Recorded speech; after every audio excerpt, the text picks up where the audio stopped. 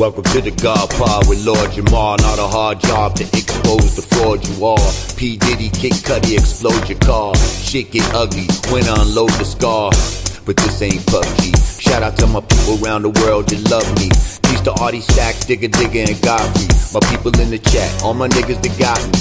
Rest in peace, fact checker rage. Got memories that never fade. You are still missed to this day. Sever with my blade what gets in my way. Never be a tether, this is FBA. I got games for whoever wanna play. Spit flames for forever and a day. Shit changed, then you better get away. You know my name, motherfucker, is Lord J. Hey.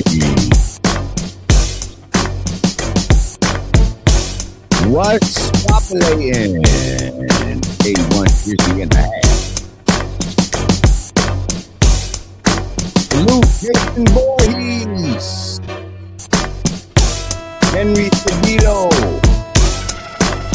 Bookmarker. Don, that's right. After Don in this motherfucker. Oh shit, you shy on this bitch. Uncivilized savage.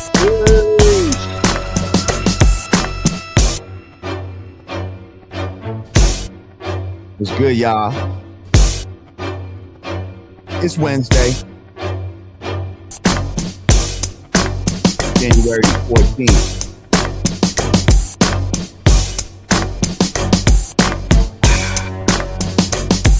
Knowledge, Culture, Freedom Day. All being born. Power, mind.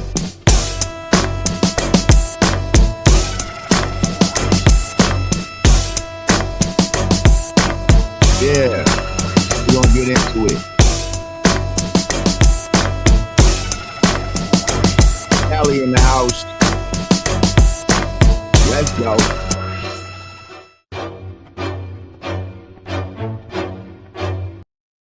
Hey, welcome. Welcome back to the God Pod with Lord Jamar. I am Lord Jamar. He is I and I am him. Okay. Kenny Mack, DC up in here. What's good? What's good? Shout out to my cousin Ramel, who live in the DC area. My cousin Anna, my cousin Ramel's Seeds, Shamel, Ramel, and Tamel. Cousin Eric, my Aunt Charlotte. They all down there in that area.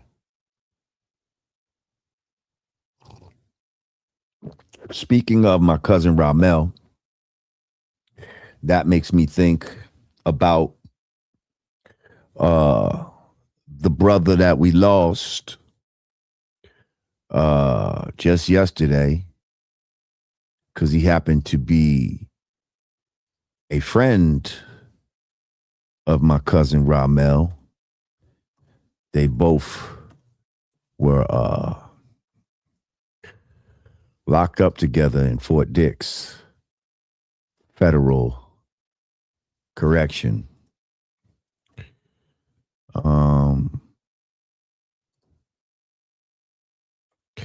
The man I'm talking about is John Forte. Rest in peace, John Forte.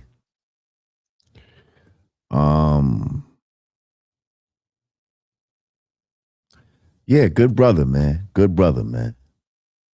You know, I met him a few times. I didn't know him like that, but my cousin Ra really knew him. He definitely co-signed him as a good brother, good man. You all would know him from his affiliation with the Fugees. He had some standout verses, you know, on the Fugees album. He later wasn't he on Ghetto Superstar with Proswell, I believe he was. And then I think, he had an attempt at a solo career. I don't think he ever ended up living up to the expectations they might have had for him at the time.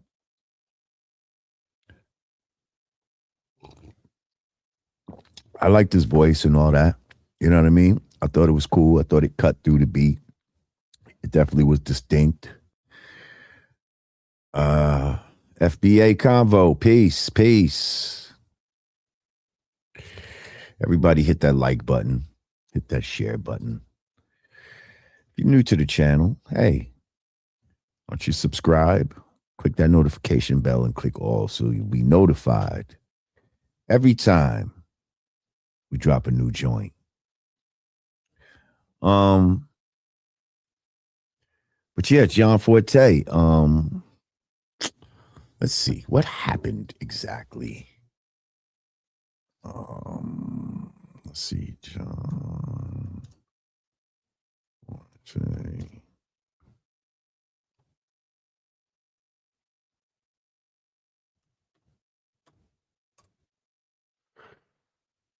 Oh yeah, okay.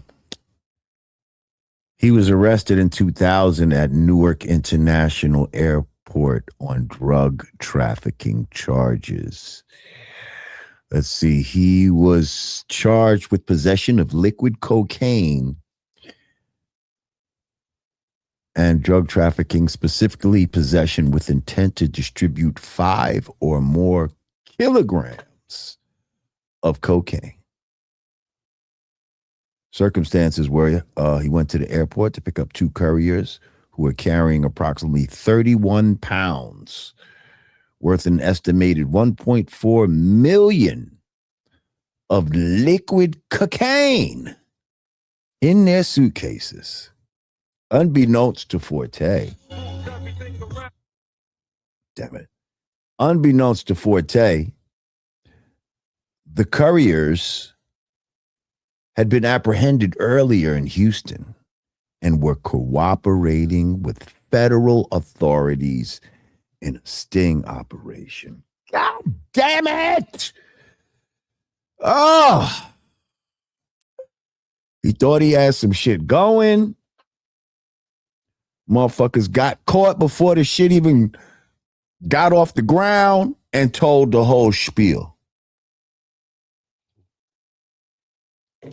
Said Forte maintained he believed the cases contained money, not drugs. He was convicted and sentenced to a mandatory minimum of 14 years in federal prison. Now, my cousin did like 16. But I remember while, my cousin was in Fort Dix. This is a federal prison that's in Jersey.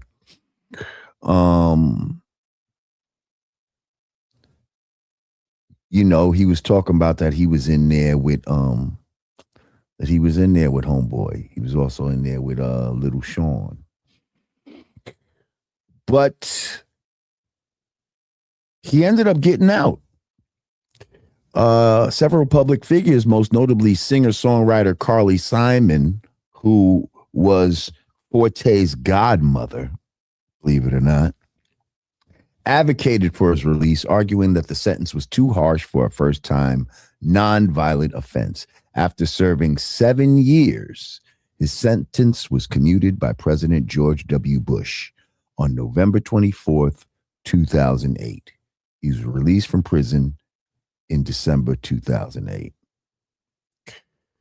It's like, I feel like that was just like I remember all of that going on. I remember, I think Cuzzo was still in, right? Cuzzo was either in or maybe he just got out recently, but I remember him, we was talking on the phone about this. Like, yo, the homie got a pardon from the president type of shit. Like, word? He's like, yeah, man, his godmother, she got power.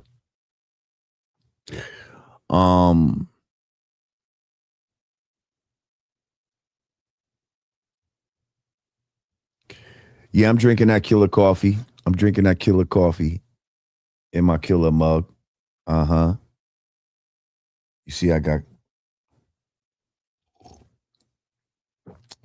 the homie with me. Peace to the God. Peace to the God.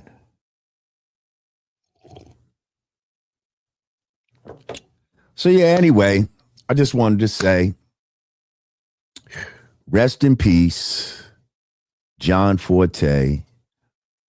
He was only 50 years old, man. From what I understand, maybe he was having seizures in the last few months, just prior to all of this. I don't think a cause of death has been released as far as I know. Let me see.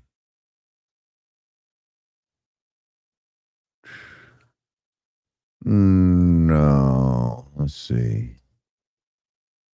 Cause of death.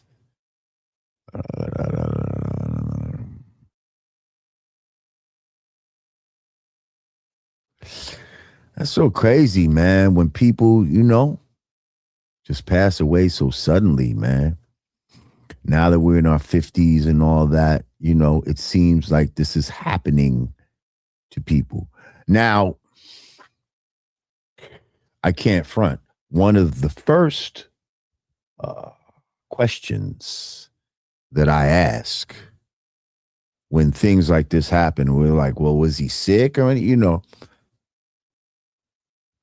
one of the first questions you got to ask is, did he take the jiznab?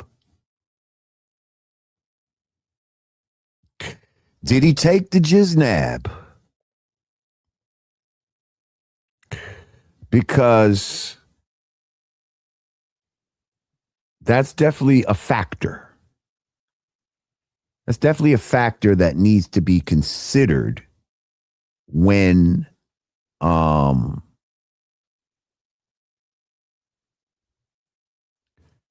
yeah. That's definitely something to consider when people are suddenly just dropping dead, at a relatively young age without any prior medical conditions that were known to people. You understand?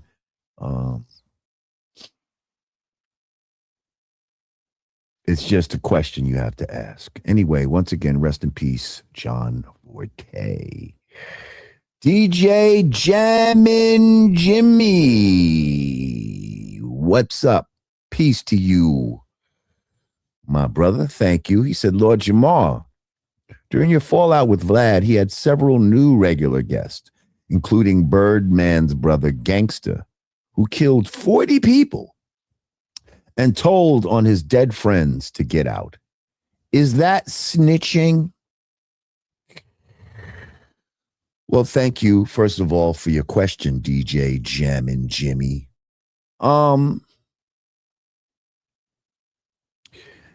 I've heard this recently about people telling on their dead homies because the homies are dead, and how can it hurt them?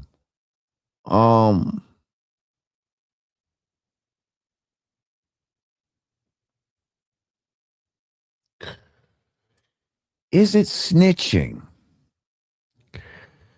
I guess dead or alive, right? It would be a form of snitching, right? But first of all, all of this whole, we talked about this last week, about this whole snitching culture where some people think, homosexuality is more virtuous than snitching. That's crazy to me.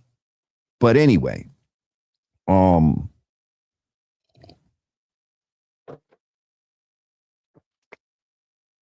think it's a lesser degree. I think it's something that I wouldn't go crazy over. I feel like if I was in the street life, I could understand. The motherfuckers is dead. You're not telling on somebody and getting them in trouble so that you can get out of trouble. That's one of the main things about snitching, especially when you did crime with someone. So now if you did crime with this person, what's up, Don Don? He said, if they dead, Lord, you good. You know this. Yeah, I'm just so that's basically what I'm saying. If they dead, you're not getting them in trouble. But at the same time, is it technically snitching? Well, anytime you cooperate with the police about crimes that you've committed, that's the strict definition of snitching. You see what I'm saying? So, but is that snitching that we can live with right there? I believe so. Yes. But thank you for your question, DJ Jam and Jimmy. I appreciate you, brother.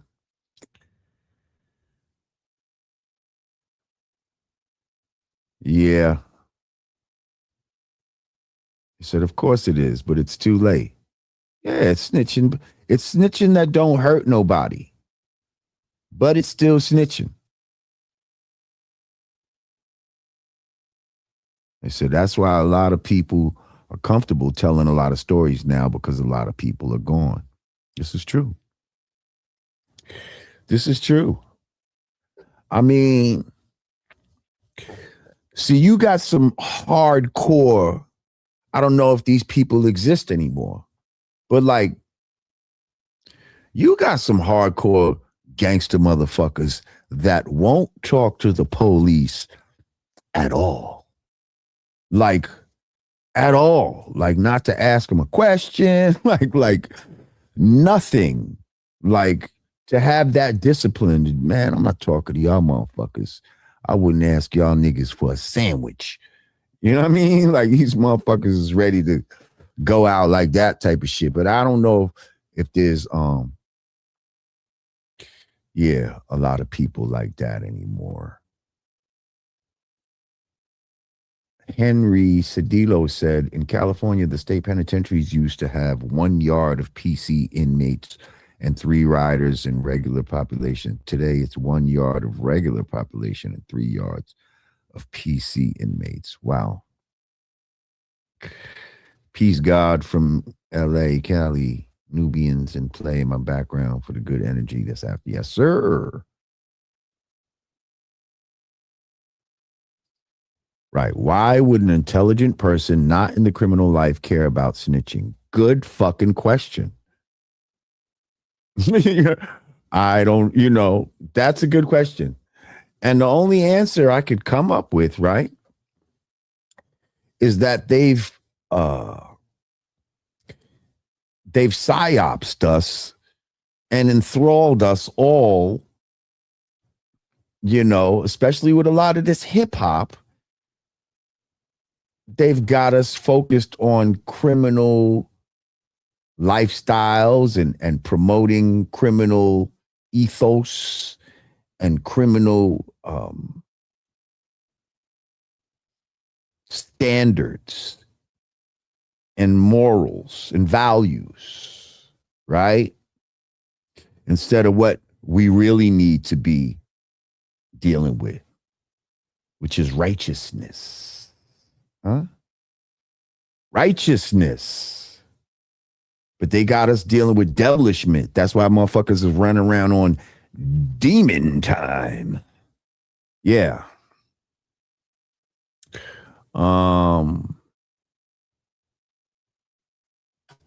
So yeah, I don't know. It was a question that was just asked by one of the GPS. DJ Jam and Jimmy said, thanks for your answer. With all the backlash Nikki got, if you were invited to Turning Point USA to talk with Erica Kirk, would you? No. No, I wouldn't.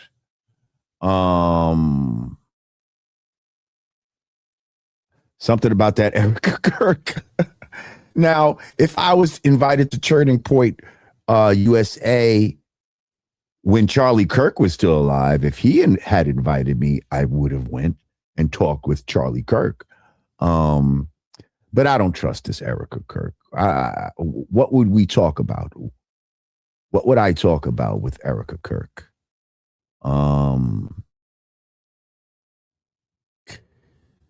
See, I see myself as somebody with conservative values, but make no mistake about it, I don't run with these fake conservatives. You know what I mean? Like, the Candace Owens and all of that, she says some good stuff. But like my man, Marquette Devon, shout out to him. He's like, this woman's not a real conservative.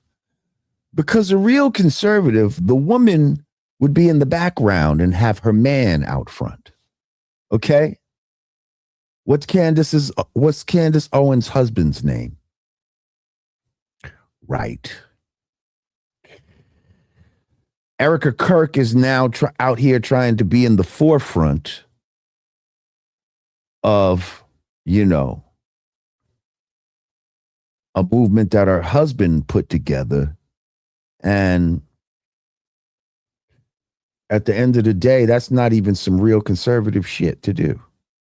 Sit your ass down. Go raise them kids. What the fuck you doing on stages with fireworks and all this fucking bullshit? Conducting interviews, fucking caressing the vice president and all this shit. Fuck out of here.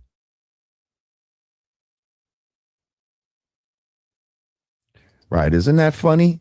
People I've known for years are suddenly on demon time. Right.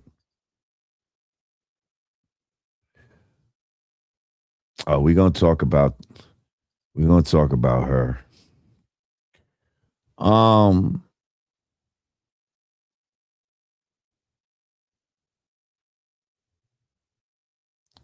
Something tells me she's a fraud. Wait, who are we talking about? Eli Green.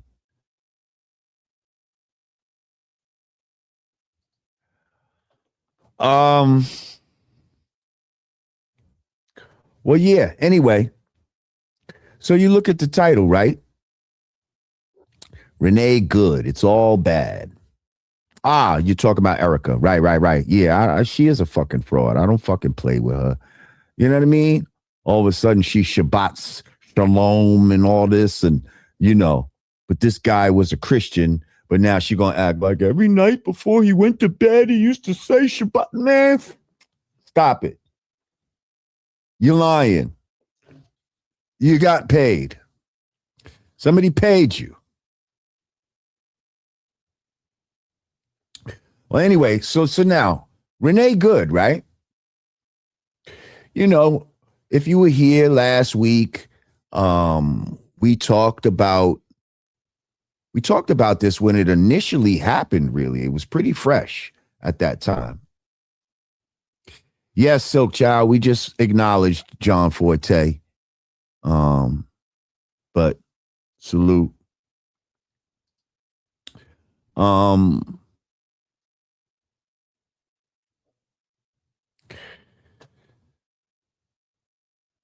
So yeah, we was on it fresh.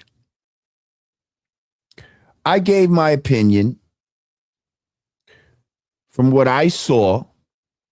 And now there ended up being more footage after what we talked about and what we showed, okay, that clearly, because I remember Zambian, shout out to Truly Zambian, he was like, why did he have his gun out the whole time? No, he didn't.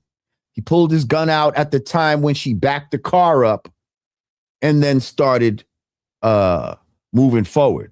So you got to give him credit for a nice fast draw.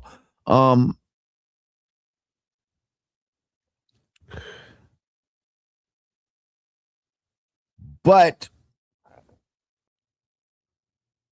so you see him, whatever. You watch these different things and you're like, nah, she was in the wrong. There's no way that people could see this any other way. But absolutely, there is a whole other side that he didn't have to shoot her. He could have used lethal force. I mean, he could have used unlethal force. A car coming at you at 3 miles an hour can't hurt you. Like all kinds of stuff you started hearing. And it all just sounded like emotional babble. You know, like a lot of people, if you have an emotional feeling towards ICE, then you're going to automatically look at that and see, you know, ICE doing something wrong. If you're a little more objective, you see law enforcement, whether you agree with them or not, trying to do their job, and people literally trying to obstruct federal law enforcement officers from doing their job. Right? All right. Fuck what side you on, right? Let's pull back, right? And I see y'all are talking about Native Americans and who's more Native in the chat and all that. I mean, we could talk about this shit if you want to in a minute. This could be a topic of discussion if you like. Because yes, we not from Africa. We was already here. We are the ones that they called the Native Americans. It is not those mongoloids that you would think of as Indians, the ones who ended up getting the casinos and all of that. We are the original people of this land. No, Jamar doesn't think the earth is flat. Jamar knows the earth is flat. You, sir, think that you live on a spinning fucking marble. Okay? Go fuck yourself. Okay? Bye-bye. Anyway,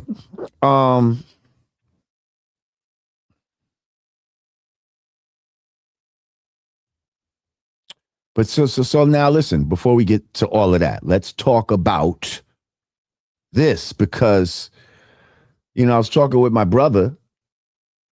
Oh, exactly. Spirit of Justice, Teyana Taylor, Monsters Ball 2.0. We're going to get to that. Slow down. But you're fucking right. Exactly. That's what that is. But we're going to get to that. So now listen, the world is staged. The world is a stage. All the men and women merely players. Let's put this out there, people. Just as a supposition. The moon phase does not prove that. Shut the fuck up. You sound stupid. It does not prove that. It does not prove that. Okay? But thank you for your donation. But you're an idiot. Anyway, what if this was fake? What if this was a psyops? Yes, the moon is plasma. There you go, Turkish death threat. What if this was a psyops to get people in that George Floyd type of mentality to where they get people, you know, rioting and burning shit down and all of that other nonsense? Like, think about her name. What's the odds of her last name being Good? Isn't that kind of psychological? Renee Nicole Good. What is that saying? That Renee Nicole is good. Like, that's like planting a subliminal seed in your mind to put her on the side of what? Good. I'm just saying. Now think about it. Has anybody seen this woman get shot? We saw Charlie Kirk get popped. We saw, blood coming out his neck and all this type of shit. Did anybody see this woman get popped? We heard gunshots and we saw a car drive off and hit another car. We saw bullet holes through a window. They said, come on, bro, she gone. How you know? How do you know? I'm just asking. Because I don't know that she's gone or not gone. Because what are you doing? You're taking something on face value. You're taking somebody's word for some things. You're trusting the untrustworthy to give you information. And you're going to say, come on, bruh, she gone? How you know? Show and prove.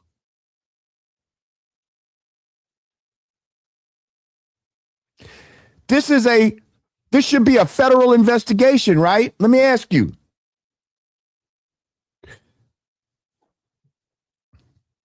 Where's the cell phone footage of the wife?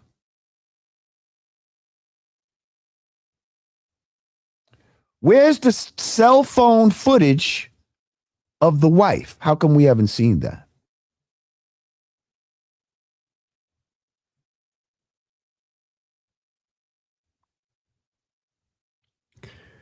I'm asking. We didn't see no dead body. Is there show me a dead body? I'm just saying.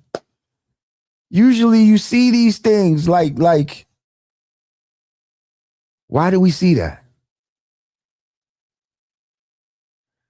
Yeah, the cops had footage of the wife, but the wife was also filming, talking about, hey, big boy, go to lunch, big boy. Talking all that tough dyke shit. Like she was fucking tough. And as soon as the shit happened, she started acting like a woman crying. Oh my God, this was my fault. It's because of me. She was out here today.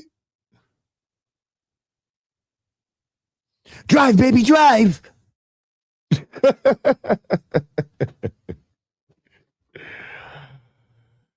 Drive, baby, drive, huh?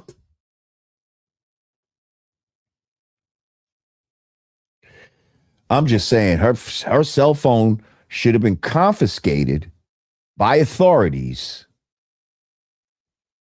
and they could be using that right now to show that these people had intent to do a lot of the fuckery that they were doing.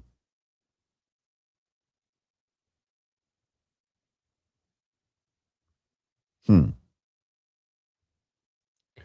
said, for the last 85 years, most people get their education from TV and movies, and most of it is wrong or propaganda. This is true. Oh, boy. Oh, boy. This is funny when people say, too, okay, I'm sorry for calling you names, ma'am 7.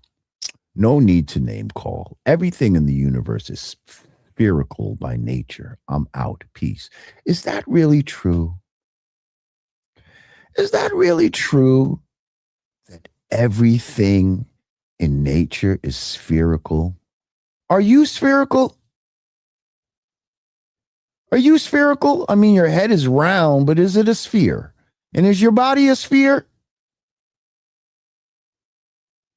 How about your hands and are we spheres? What do we mean by everything is spherical in nature? Since you'd like to quote laws or so-called laws of nature, what about this law of nature? Water always finds its level. Water must always have a container. What about those laws, sir? What about pressurized gas must have a container? It must have a solid container to keep the pressure of a pressurized gas. How would you have that next to something open, which they're calling a vacuum, even though they claim it doesn't work like a vacuum? That's trick knowledge right there, by the way.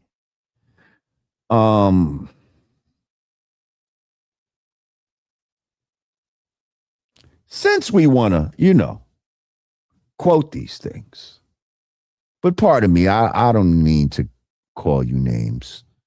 It's just very frustrating when people state things as if they're a fact, and really you're regurgitating something that you learned in third grade.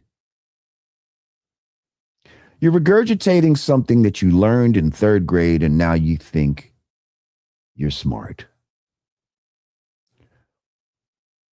The next time you're outside and you see the sun and the moon out in the same place at the same time, you see them in the same sky, one be over here and one's over there.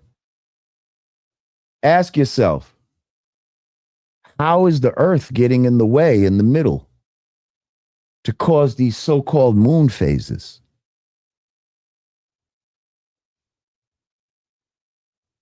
How would that happen?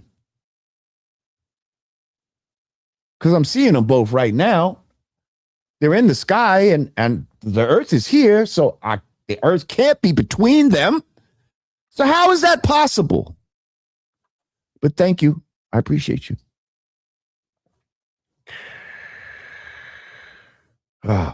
People.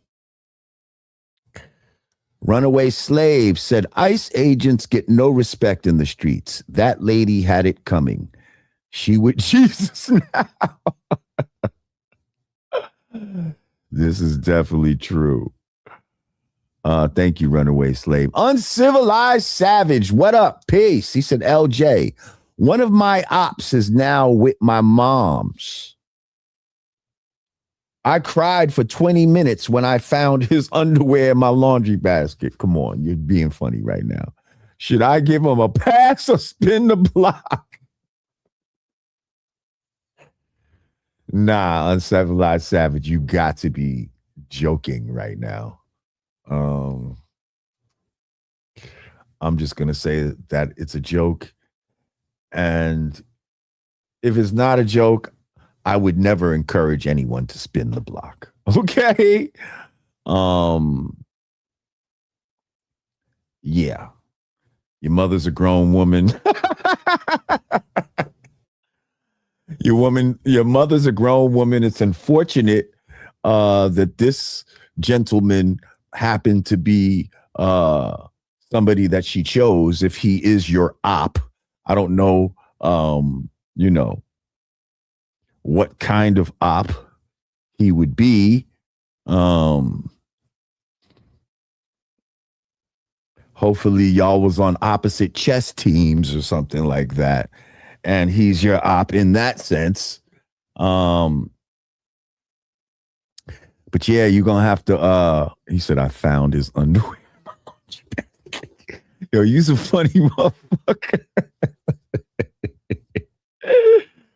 You just put this up here to make me laugh. I know you did. Thank you. Uncivilized savage. Oh, shit. Tai Tai said, thoughts on how you think all these structures got melted? Think the winners had an ill weapon or found way to use the sun or some other stuff? Think the winners was already here or from over the wall? Okay, I would assume that you're talking about, I think I know what melted structures you're talking about here.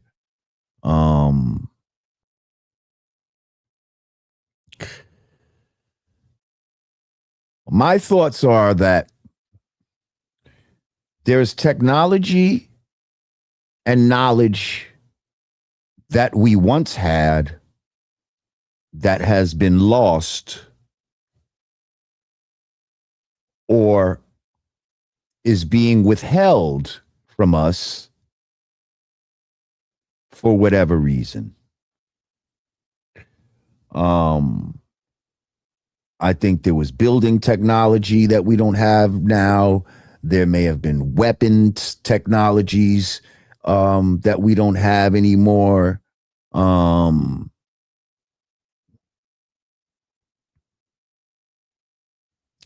There was a lot of things. The way they try to make it seem, and especially that's part of the job of evolution, is to make it seem like everything before us was more primitive, and that as time goes on, people get smarter. You understand? And that's the mind fuck right there when they tell you they didn't even have the wheel back then. They didn't have the wheel, but they're creating all these ill structures out of one piece of granite and all. Shut the fuck up. If they didn't have the wheel, then they had the laser or some shit. You know what I mean? And if they had the laser, you know goddamn well they had the fucking wheel. You know what I mean?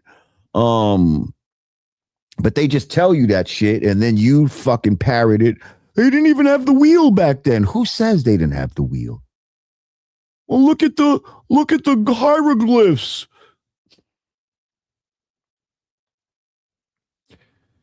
They're showing how it was built. Oh, yeah. Is this a forgery? Is this a forgery, maybe? They forge documents. Could they forge hieroglyphs? I'm just saying, what up, Truly Zambian? See? Sometimes they don't want to give that notification. I know how it goes.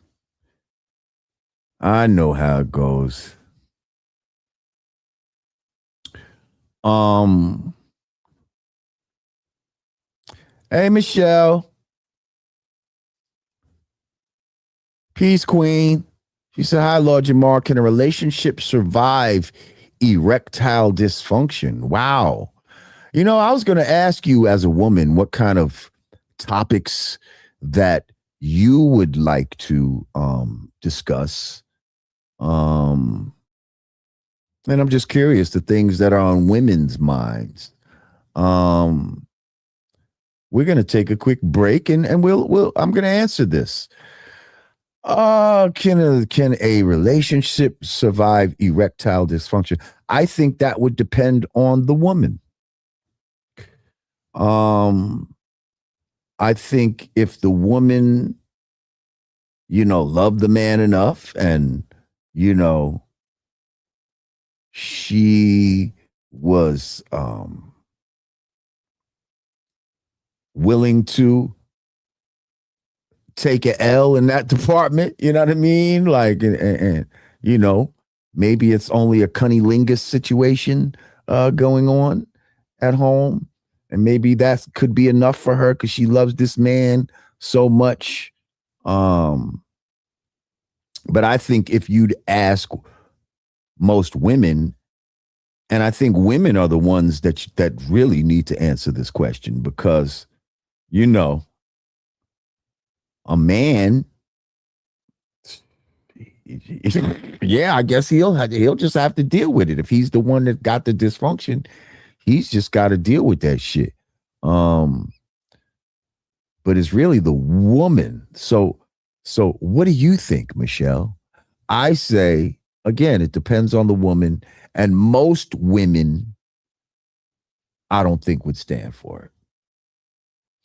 I don't think most women would stand for it. Most women want erectile function. They want erectile function to be functionable. So, yeah. Thank you, Michelle. Always appreciate you. And pardon me for last week, Michelle. I was just trying to be funny. I wasn't talking, you know what I mean? I wasn't talking shit about big girls. I love all my sisters.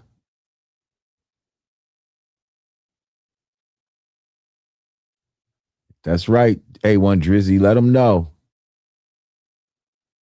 They burned the Library of Alexandria. Why? What was in there? Huh? That's the type of shit we need to know. Runaway Slave said, what do you think about that sonic boom we hit the Venezuela security with? Do you think that story is true? Yes, most likely. I don't know if it was a sonic boom, but for what I understand, they hit him with like an EMP, something that not only did it take out like lights and electronics and all of that, but from what I understand, it made people start bleeding out the nose and, you know, experiencing maybe headaches and all this crazy shit, disorientation. You best believe they got weaponry like that. They definitely got weaponry like that.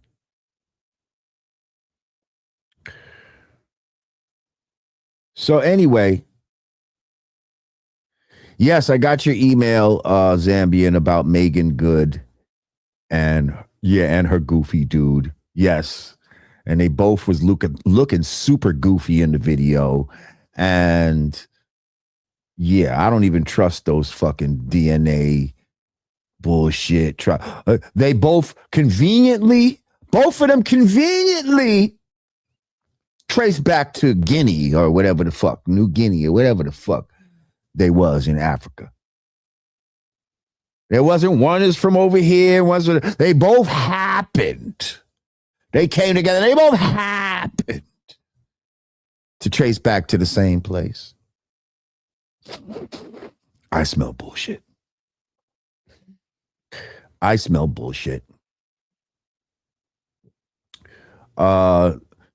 Julie Zambian sent me a article about Megan Good and what's that dude's name? Whatever that dude's name is.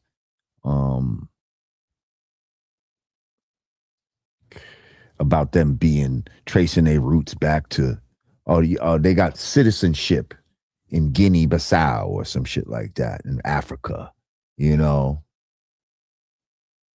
And they're promoting that bullshit. Talking about, oh, it's so good to be home and all this type of shit. Listen, all black people are not from Africa. Sorry. Yes, also, I want to also say rest in peace to T.C. Carter as well. Thank you, Abdul Nassar. Said, what up, LJ? Salute and rest in peace, John Forte and T.C. Carter. Yes, T.C. Carter was somebody that a lot of us grew up with on TV and in the movies, black comedian. And he recently passed away as well. So rest in peace to that brother as well. So what I was also talking about, for all of y'all that were just joining us, we were talking about this Renee Good and how this can be a psyops. This can be something to just be put out there to make us argue. Just have us in a perpetual argument. I talked with a friend of mine. I don't want to say who it is. A female friend of mine. And of course, she was upset that basically I wasn't against ICE. That I was being objective and telling the truth and not just hating ICE. And, you know, she's talking over me. I'm talking over her. And I'm just like, I don't want to talk about this with you. Like, I don't want to talk about this with you. And I'm just seeing, like, could that just be the purpose? to just keep people in a perpetual side. You know what I mean? Some people who are more, towards getting the jab and all of that, and they got that type of mentality, and on their democratic shit, they're gonna see things a certain way. And then there's others that strive to see things for what they truly are and not be swayed by emotion or coloring that comes from media and all this other shit. That's another thing I wanted to bring up. Like, we're getting to a point where, I mean, I guess we already there. The type of news that you see, especially on the internet, is based on what your interests are. So I'm seeing all kinds of, like, my algorithm. Okay, Roman. My algorithm is very much, common sense. She was on the wrong side of the law type shit. Oh, yeah, I saw that too. We could talk about that because that's fucking crazy. Yeah, thanks for that, Roman.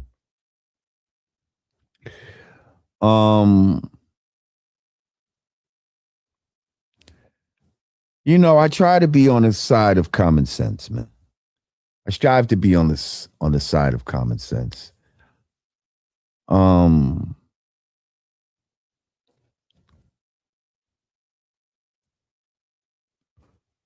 But you got people that's just so emotional. And it's like, now these algorithms, the way these algorithms are working, everything is just a feedback loop. You're not going to necessarily see opposing opinions.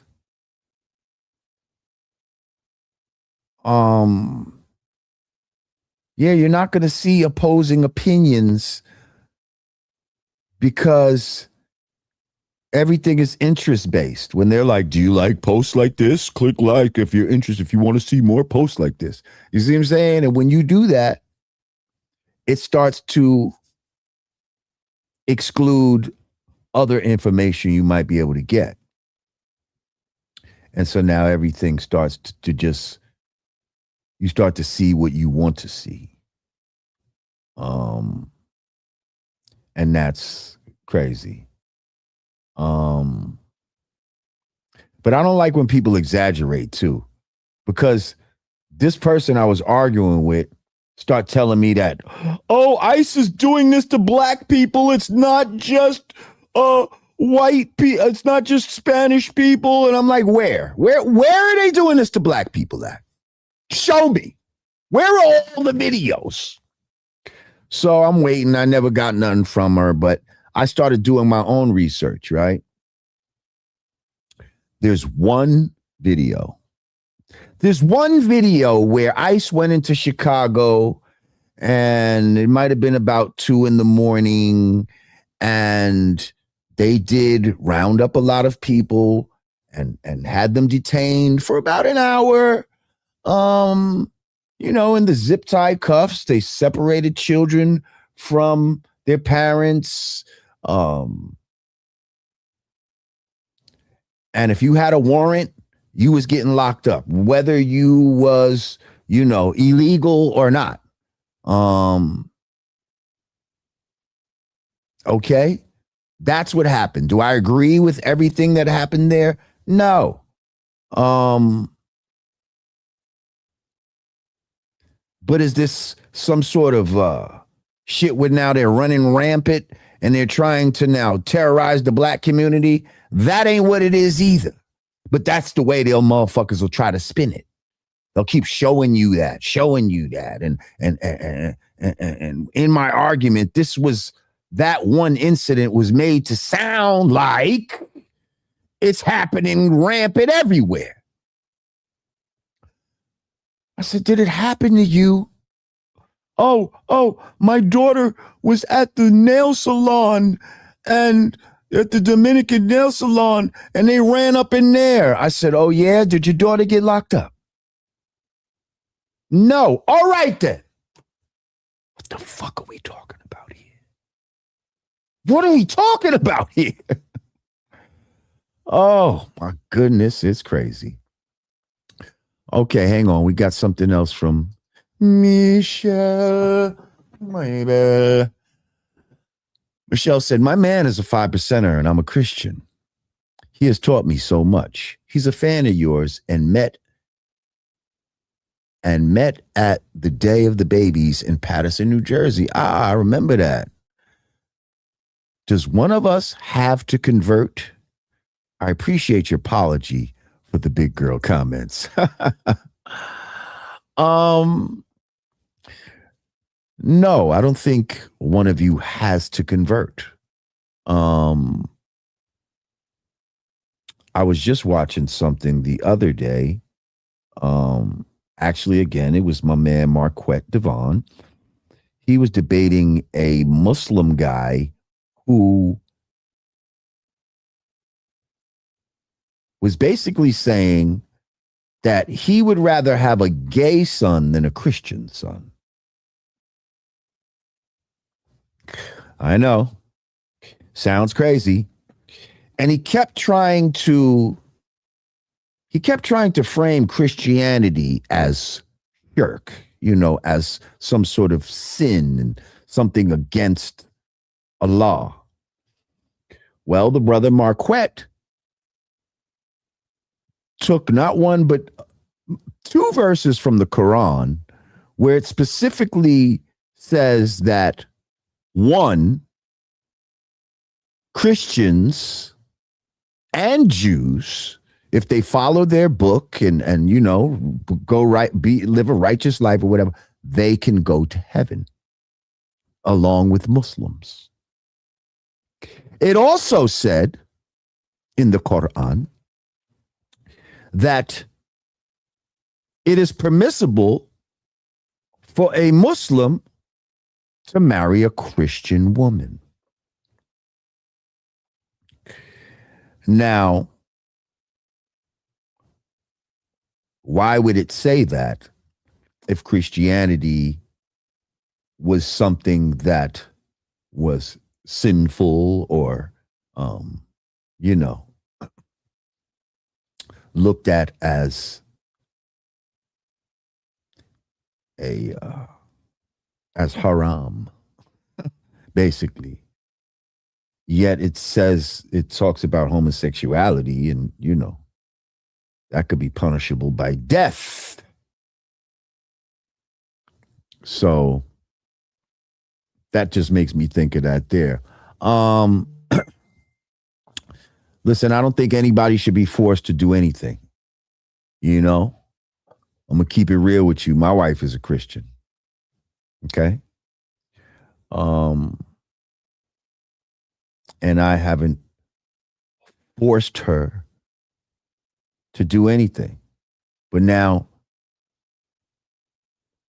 there's certain things that's going to rub off. Association brings on assimilation, and I guess it all depends on what's stronger. You know what I mean? She might be a Christian, but there ain't no swine in this household. You understand what I'm saying? She understands certain things about the 5% nation without having to be a 5%er, just as I'm sure you do. But conversely, first of all, I don't see it being the opposite way. It's possible, but I don't see somebody who comes into the knowledge of himself now going back into Christianity. You see what I'm saying? Because once you get knowledge of self, you're usually coming out of Christianity. So to ask, would he convert? Probably not. You know what I mean? Yeah, if anybody would convert, it would probably be you. But do I say that you have to convert? Does anybody have to convert? No. I think y'all can figure it out. But it's always best when both players are on the same team, because you will come into some confrontation about certain things sometimes. And I guess you can cross that bridge when you get to it. But nobody has to do anything. I hope that answered your question, Michelle. Thank you as always. Peace and love to you. Okay.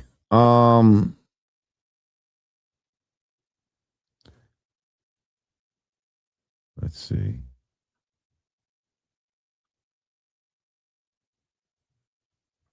That's right. God doesn't force anyone to do anything. He gives you a choice called free will. It's up to you to make the decision, but he does not force anyone to do anything. It's your life. The choice is yours. You could get with this or you could get with that.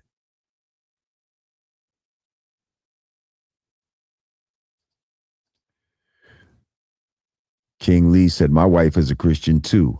Her and I have been married since the 90s, and she loves Islam. She loves Farrakhan. Exactly. Both things can be true. You know what I mean? Both things could be true. So anyway, moving on. Teyana Taylor wins a Golden Globe for supporting actress for her role in the Leonardo DiCaprio movie. Hang on. Teyana Taylor, Golden Globes.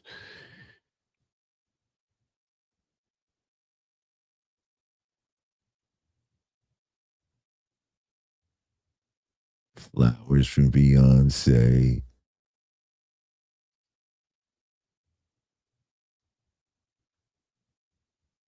Yeah, One Battle After Another was the name of the movie. Did anybody see this movie? Because I happened to watch it only because a friend of mine, someone that I haven't seen in years, but someone that was close to the Nubian family, which is Regina Hall, was in the movie. I always enjoy watching Regina. I'm so proud of her, because I knew her when she wasn't even acting like that. I remember when she got her first gig in a McDonald's commercial. Okay. So for her to be where she's at now, phenomenal. Hats off. Salute to you, Regina. So I watched the movie.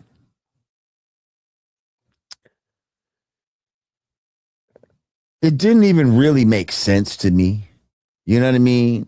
Teyana Taylor's character supposed to be some sort of revolutionary from a revolution. Her family was revolutionaries and all of this type of shit. Yet she's with a white man. She's with a white man, Leonardo DiCaprio. And they're doing a bunch of illegal shit, by the way, in this movie, trying to protest on some liberal shit, to the point where I feel like this movie was being used to try to plant thoughts in people's minds.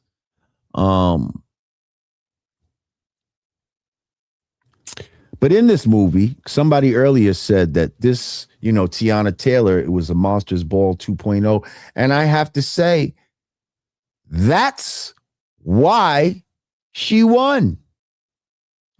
It was a Monsters Ball 2.0. What do we mean by that? Well, in Monsters Ball, Halle Berry played a role where basically she whored herself out on screen to Billy Bob Thornton. Did all this freak shit, scenes where he's slutting her out and, So basically, it was a similar type of situation in this movie where,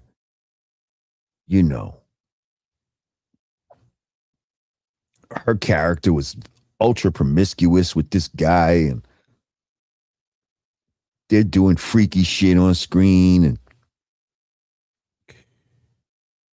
basically, she was the white man's whore in this movie. And it's like we see a pattern now. Like, oh, black women want to get an award in a movie, be a white man's whore. Do a very explicit sex scene with a white man. Bust it open for a white man, and you'll win a statue. That's what I saw. And it's funny because when I saw her role, I kind of felt like, they're trying to make her that girl. So I felt like she might get nominated for something. First of all, she's not even in the movie through the whole thing. Her character is a fake revolutionary who's fucking with, I guess they're trying to rob banks and all kind of shit like that. She fucks with this white dude. I guess he gets her pregnant. She has a daughter. She ends up abandoning her daughter in the fucking flick.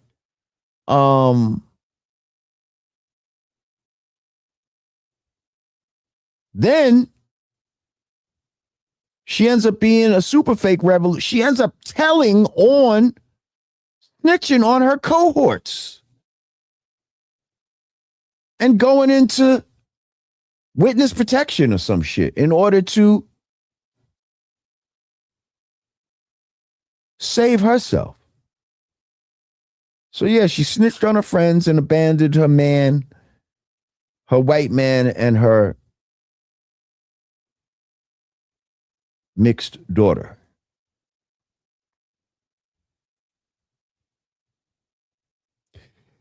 It's just like, what kind of messages were they trying to send with this one?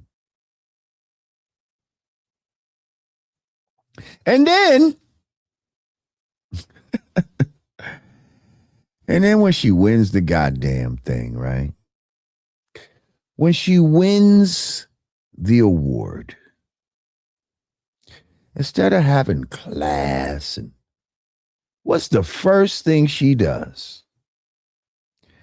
Turns around and shows us her fucking ass. Shows us that she's got some little fucking ornamental blinged out thing hanging at the crack of her ass. And after that, after she shows us the crack of her ass, she proceeds to thank Jesus Christ.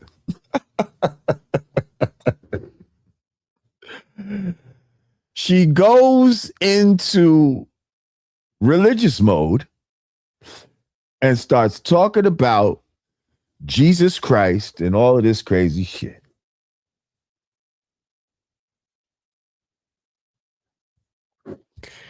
Forgive them, Father, for they know not what they do. I mean, it's comical. It's comical. Like just a second ago, you're talking about, oh, check out my party in the back. And then you go right into, I want to thank My Lord and Savior, Jesus Christ. What?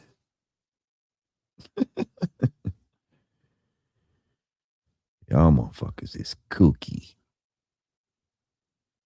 Y'all motherfuckers is kooky. Oh.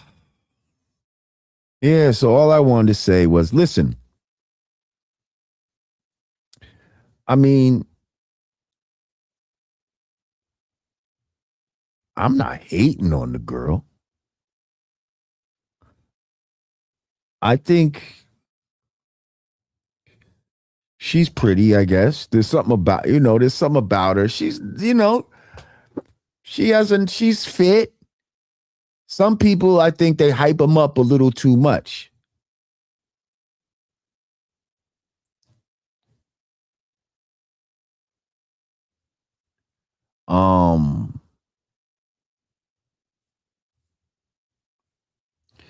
Yeah, you know how they do in Hollywood.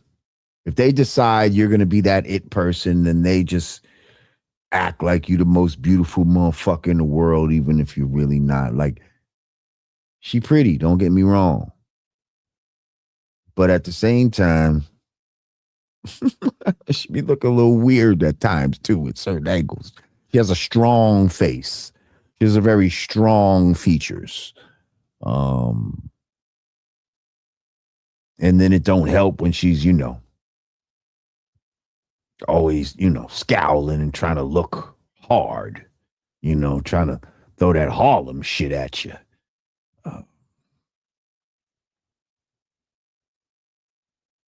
Yeah. I don't know, man. I think it's a lot of hype around her. But congratulations, You did your thing. I'm sure you never saw this in a million years. Or maybe you did. Maybe you always believed in yourself to this level. Thought that you'd be capable of doing shit like this.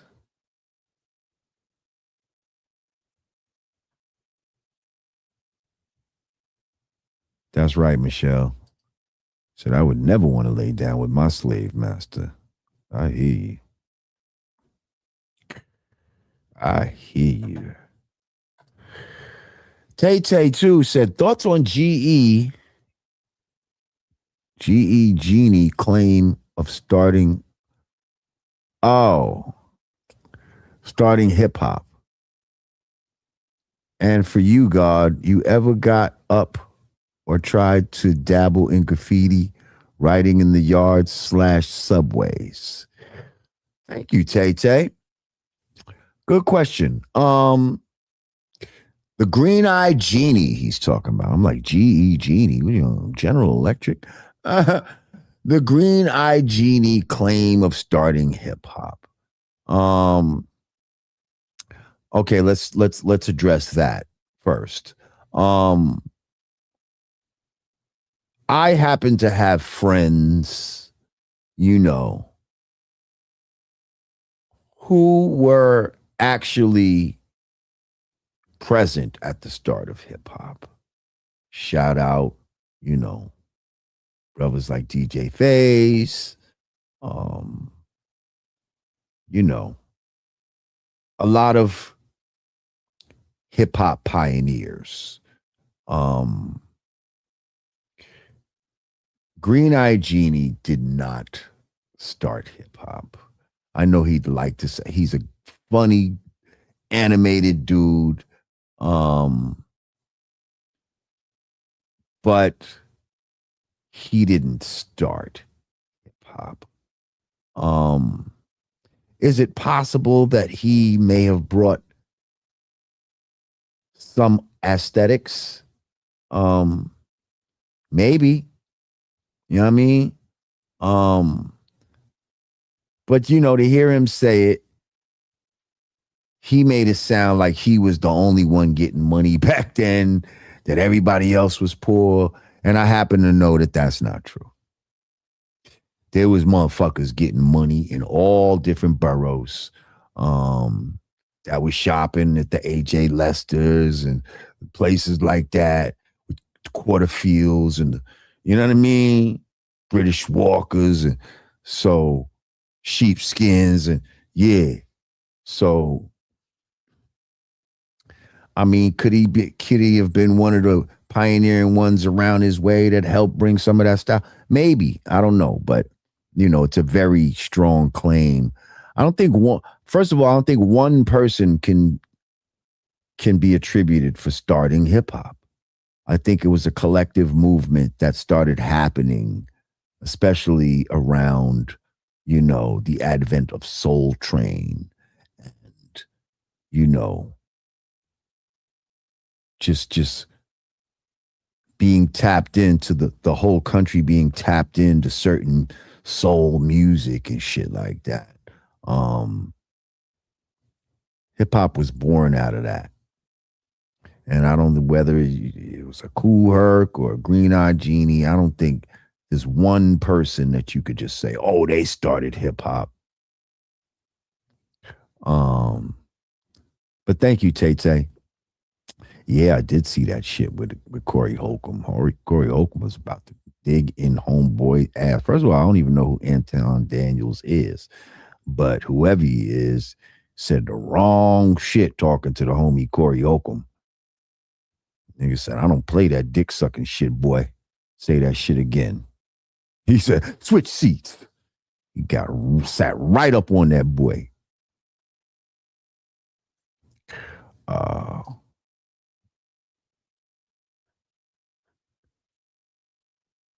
Okay, let me see. DJ Jam and Jimmy. He said, Amy Magden gave a better performance in Weapons. Teyana won as part of a Hollywood agenda to destroy the image of female revolutionists like Afeni. Ooh. That's deep. That's deep. Because I felt like, yeah, that was kind of what was happening. Not only did they try to destroy a certain image of a female revolutionist, but they gave, basically she went against the revolution. Her character went against the revolution and snitched on the revolution and ended up doing the selfish thing, which helped her. Yeah. No, that's a good point right there. That's a good fucking point. Thank you, DJ Jam and Jimmy. Fred Bams, 4956. Laura, what are your thoughts on D1? Since the election, he has been looking funny with how he been moving. Maybe it's me. D1. Who's that? Is that rapper dude with the dreads? I ain't been seeing him like that, so I don't know. I think that's that rapper dude you're talking about. I don't really see him like that, so I wouldn't know. I wouldn't know. What time is it? Oh shit, it's almost 6:00. Oh, it's 5:55. Angel time. Angel time. Y'all know what I'm talking. Some of y'all will know what I'm talking about. 5:55.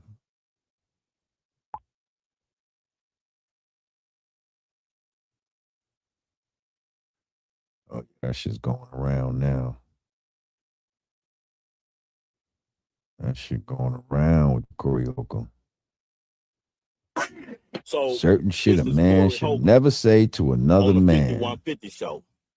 I'm here to be the real nigga translator. Yeah, that is true. Especially when you know damn well you ain't did no shit like that. And these niggas is out here really fucking guzzling Skittles like that. as my man Marquette would say. Um, yeah, you definitely want to separate yourself from that bullshit.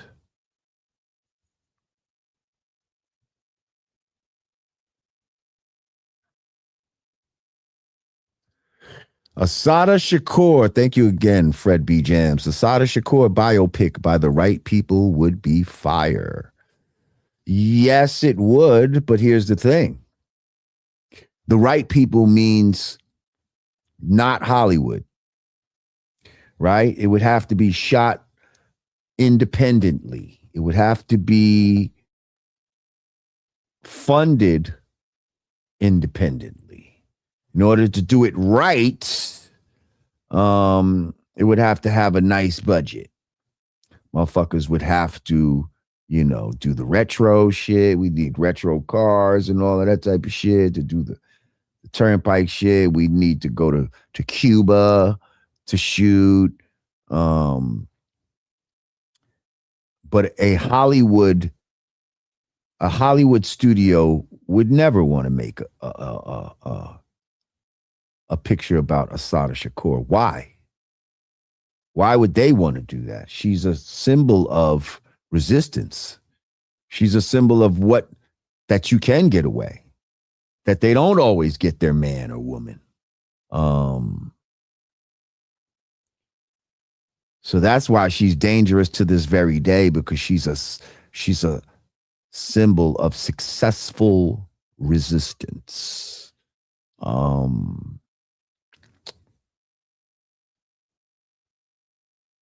Yeah, so I don't see them doing that. But thank you once again, Fred B. Jams. Oh, there we go.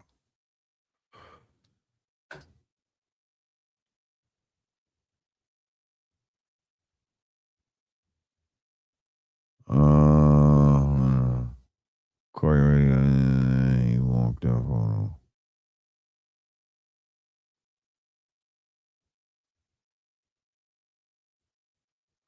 Yeah, you're right about that. The homie was acting like he was ready to go with Corey.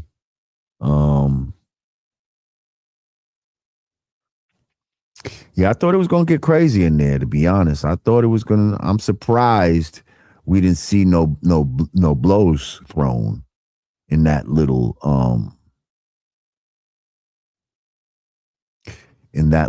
exchange, because it could have got crazy in that motherfucker.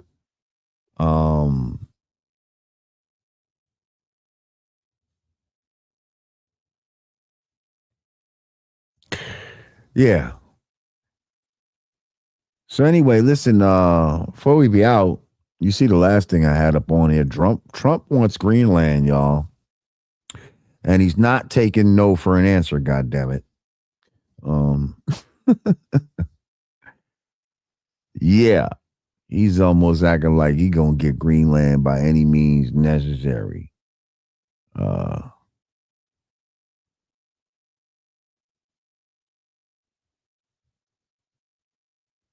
Runaway slave said, "We taking that."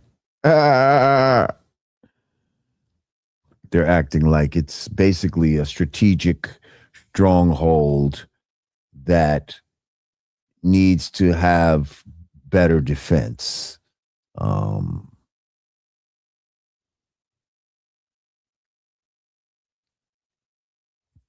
Okay. Yeah, Trump wants it all, right? Listen.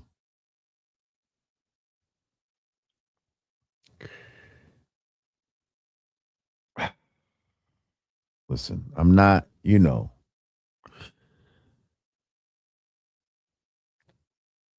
though I'm glad Trump won, I'm not happy with this motherfucker. You know what I mean? Like, I don't believe that he is the savior of America, or he's going to really put America first, like he says like he says he's about, you know, because it seems like it's a lot of other people first.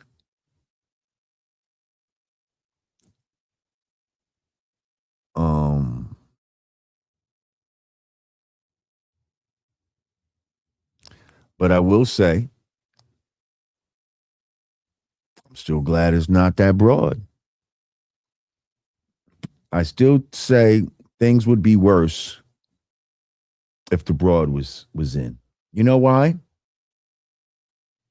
Because they're still going to be doing whatever it is they need to do to support Israel. But now they'd be letting in more immigrants. They'd be allowing men in women's bathrooms and in women's sports. They'd be mutilating the body parts of minors and keeping it from the parents. They'd be setting up pop-up abortion clinics at every fucking Glorilla concert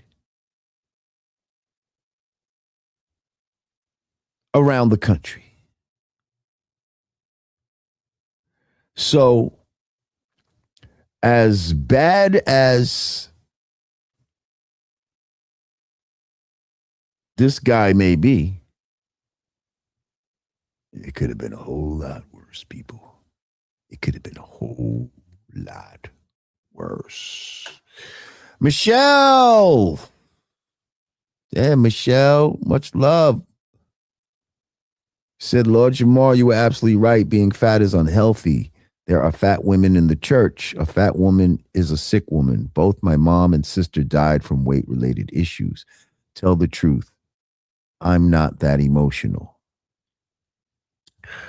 Thank you always, Michelle. I always appreciate you for adding on to the show, supporting. This is why I'm like, people like you and Iasia M are sisters that really, you put your money where your mouth is and you really support. So it's like, I really want to see what kind of issues that y'all, because I'm thinking about making different shows. Maybe it's not a current event show. Maybe we talk about relationships or, I don't know. Talk to me, Michelle.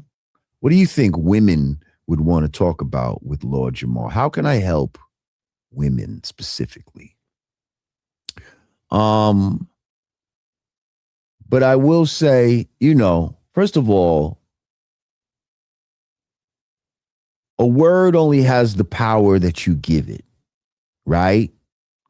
Back in the days, you couldn't call a black woman a bitch.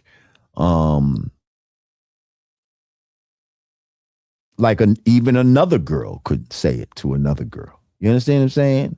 As time went on, girls started calling their own selves bitches. Guys in certain parts of the country would call girls bitches, and it wouldn't be a bad thing per se, right? It's all in how you decide to respond to a word. So a word like fat is a word that can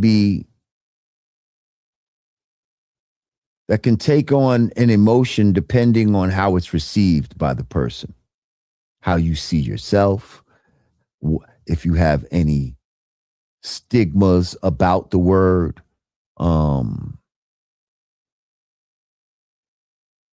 But there's a lot of words that could be used all to describe the same thing, which might be being overweight. And we know that being overweight is unhealthy. Um, but we live in a society that promotes unhealthiness. They promote, it's all about making a dollar. So they're pushing things like I was just thinking about. No other time in history has people been bombarded with so much pressure to buy, eat, you know, fuck, you know, get high, it's just everything 24/7. It's like overriding your senses with shit. So when it comes to, you know, food and, you know, people end up getting unhealthy in this world by the choices that they're given. That's just around them. When you go in the supermarket, they give you a false sense of choice, but there's not really a lot of choices in the supermarket. And then they have us living lifestyles where we're not moving. We're sitting down all day. You're sitting in front of a computer doing some shit, then you walk, you know, a few feet to get in an elevator, you know, to go down, to walk a few more feet, you know, to get in your car and now drive. And now you're only walking a few more feet to walk inside to get on the fucking couch. And now in the past, maybe you had to get up and, you know, go make dinner and shit like that. But shit, now you just sit on the couch and you can order the food. So they're making it easier and easier for people to be unhealthy. And this is why we have to make a conscious decision. And we have to visualize in our minds how we want to be and how we want to see ourselves. And then just go after that.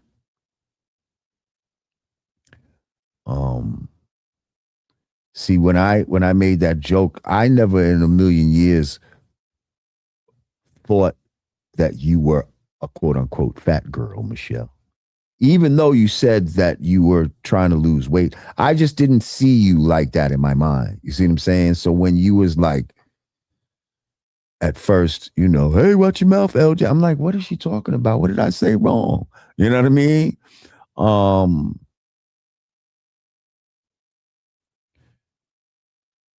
And still, you know, in my mind, I don't see you as quote unquote fat, but that word is neither here or there.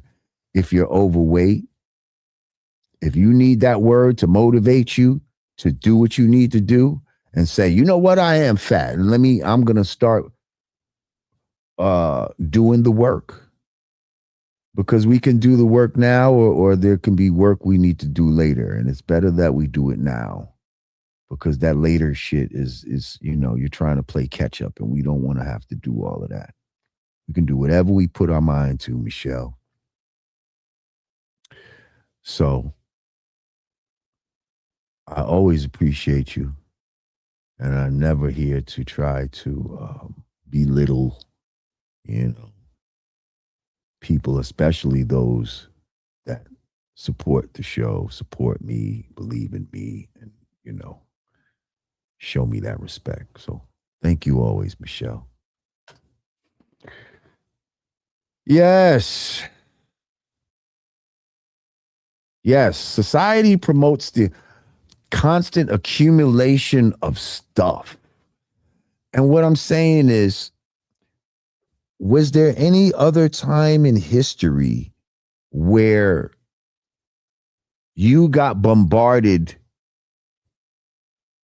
like this to try to buy shit inside and outside of the home?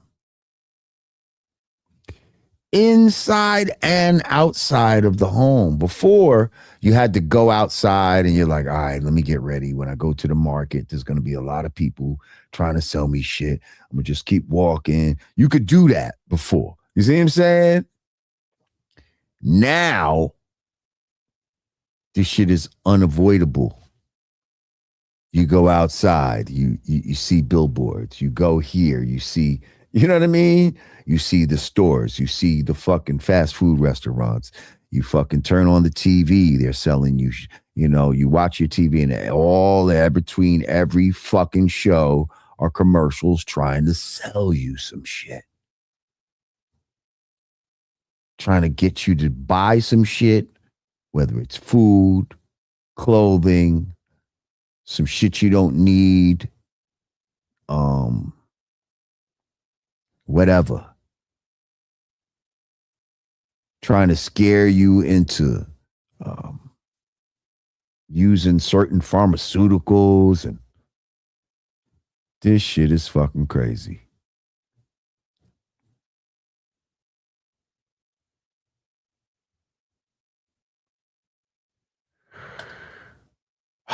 Uncivilized Savage said Trump has taken over a country that's too cold for black people to live in. Come on, GPS, stay on course.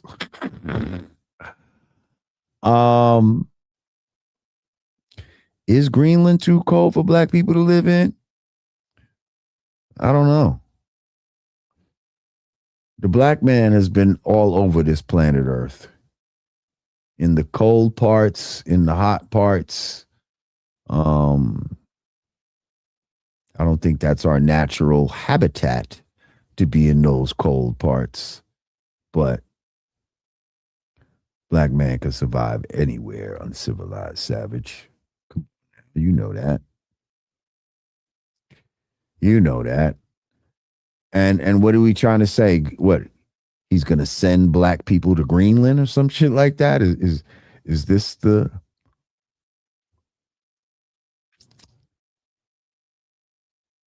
What is the take on that? What's your take on Civilized Savage?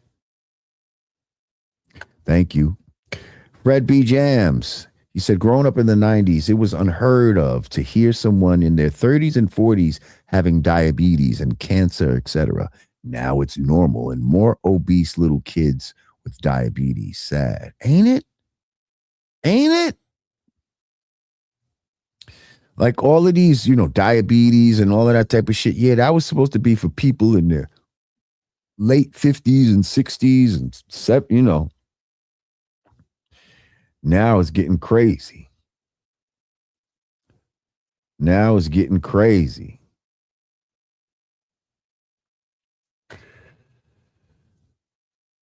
Truly Champion said, can I hate real quick? That goof Scott Adams died. He's a cartoonist behind the comic Dilbert. A few years ago, he made comments saying to white people, if you're around black people, run. Yes, I heard that he made some racist comments. Was that the comment? Well,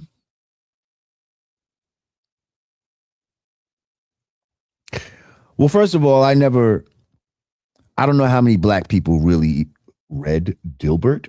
Do we even watch cartoons, you know, like from the papers anymore? Is that even a thing? But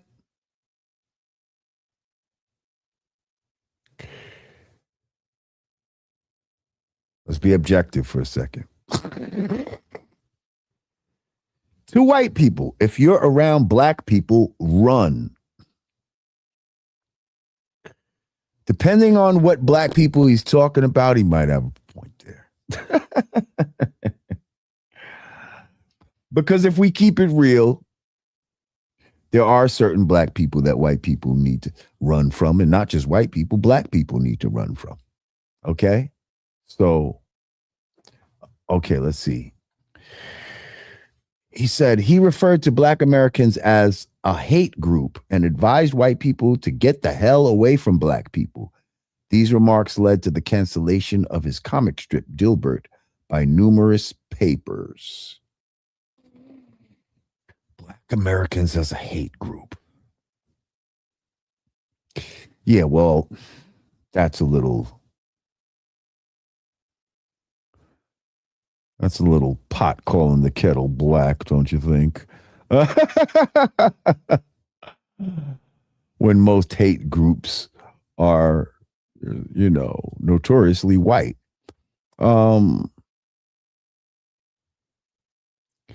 But I'm not super mess. That's trying to put a blanket. See, when you put a blanket on people, man, that's the problem. To white people, get the hell away from black people.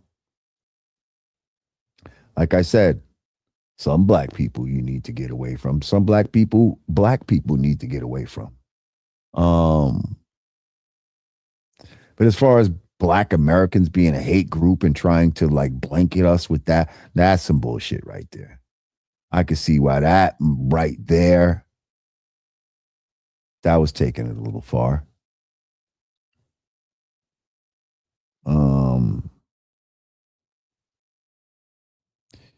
Listen, we've told black people to get the hell away from white people, and nobody batted an eye. Right?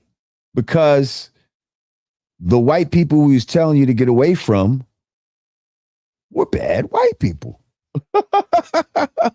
We're bad white people. So in a world where you want to have equality, you're going to have to be able to, if you can say it, then other people can say it. Sorry. That's the American way. We can't make it where black people could say any and everything and nobody else. See, that's where they start to feel like we have privilege somehow.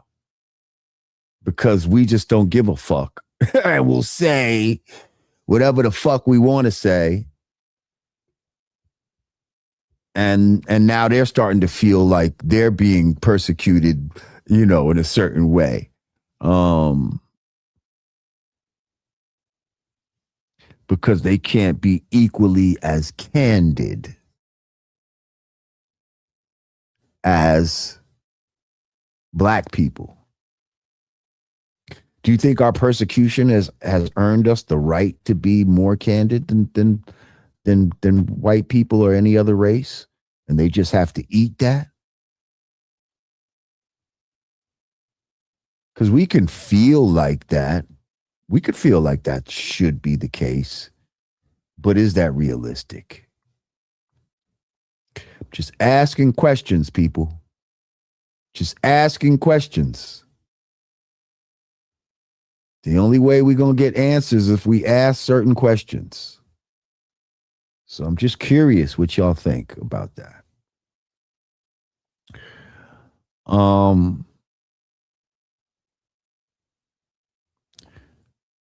But yeah. Listen, do me a favor, click that like button. Click that share button. Just help out with the algorithm. I appreciate you. Let me see.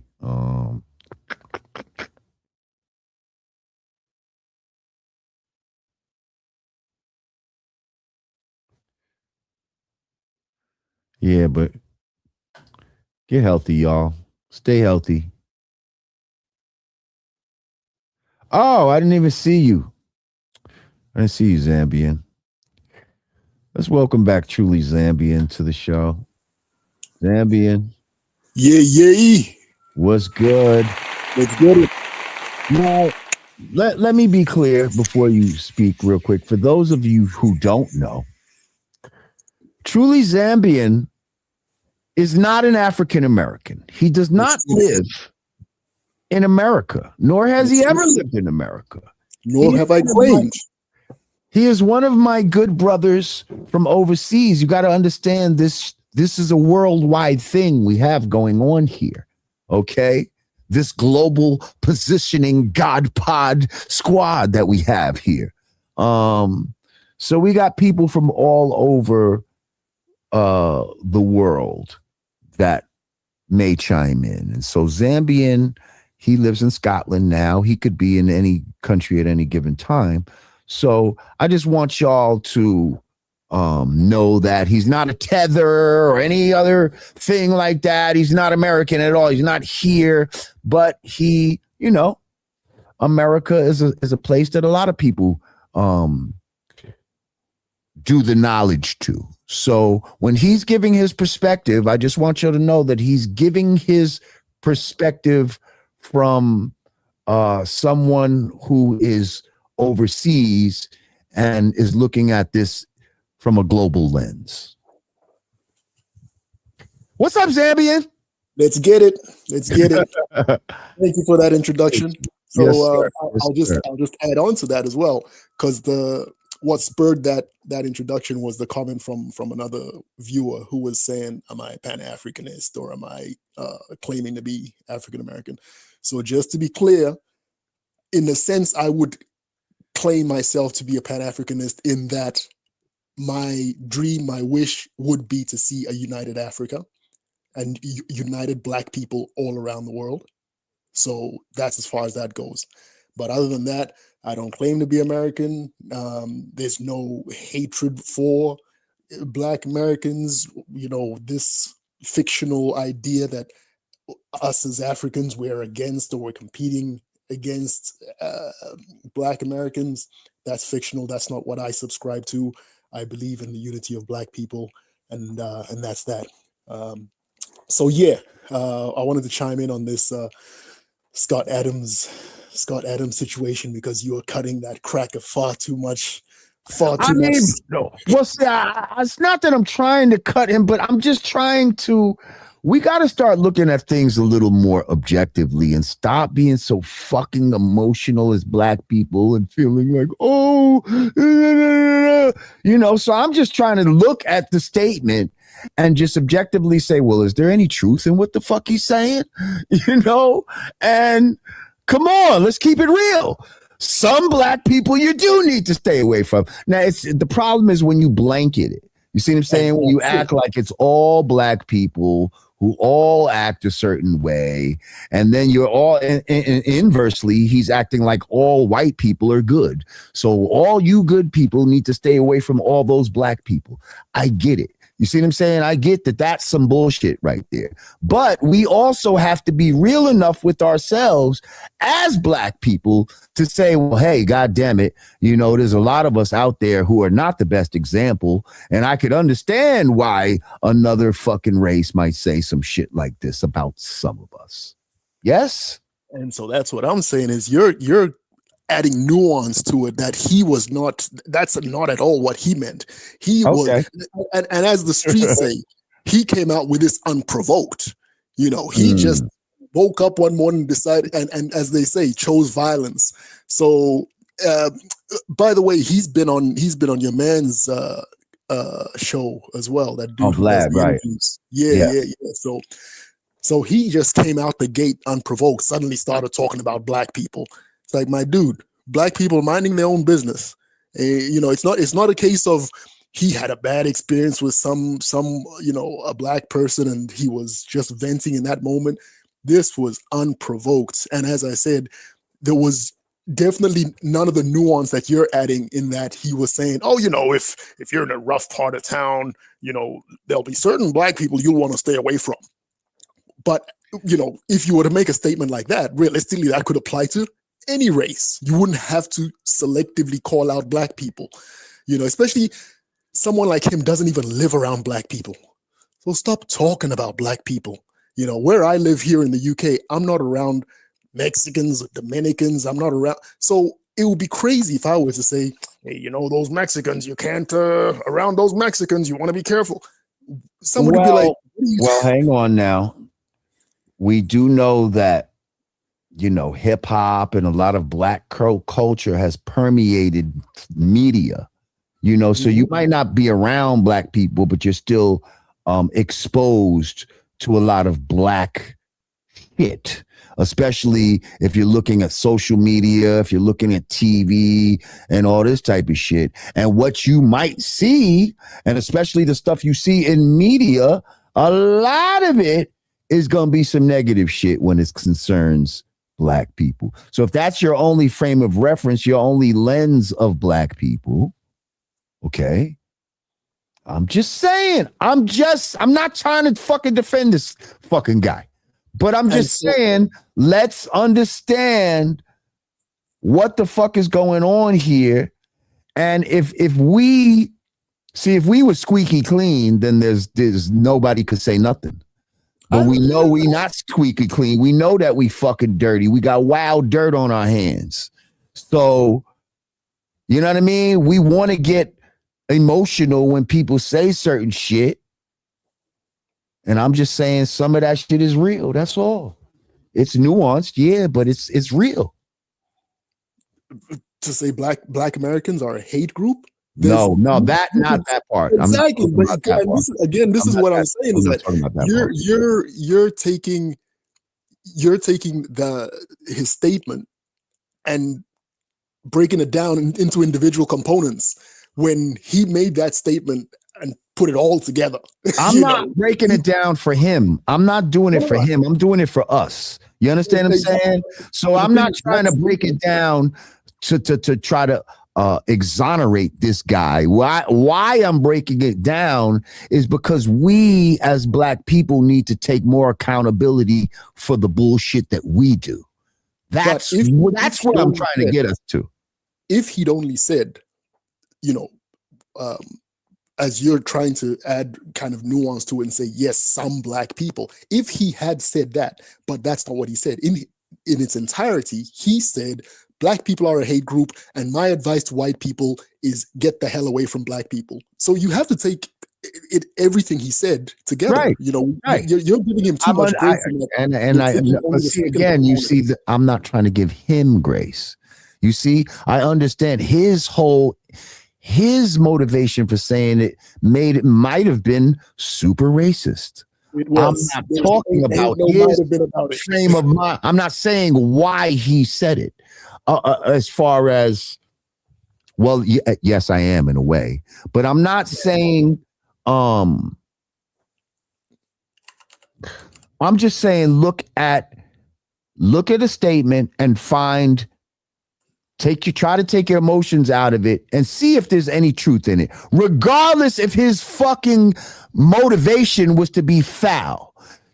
I'm just asking us to do this as an exercise for ourselves, not to fucking put him like, oh, you know what I mean? He didn't mean whatever. I'm not trying to say that. It's not about him. Fuck him. You see what I'm saying? I'm saying about how we have to start looking at stuff as Black people and stop being so reactionary all the fucking time and just be a little more objective. That's all. I'm taking it for, you understand? Like they say, when someone shows you who they are, believe them. So I'm taking him for the words that came out of his own mouth, so he's gone, like I said, out the gate. He's jumped out the window with Black Americans are a hate group, and my advice to white people is get the hell away from Black people. So, and this is the beautiful thing is, as they always say, he's not differentiating between the Michael Jordans and the like the successful Black people versus the hoodlum. Right, he's talking about all Black people.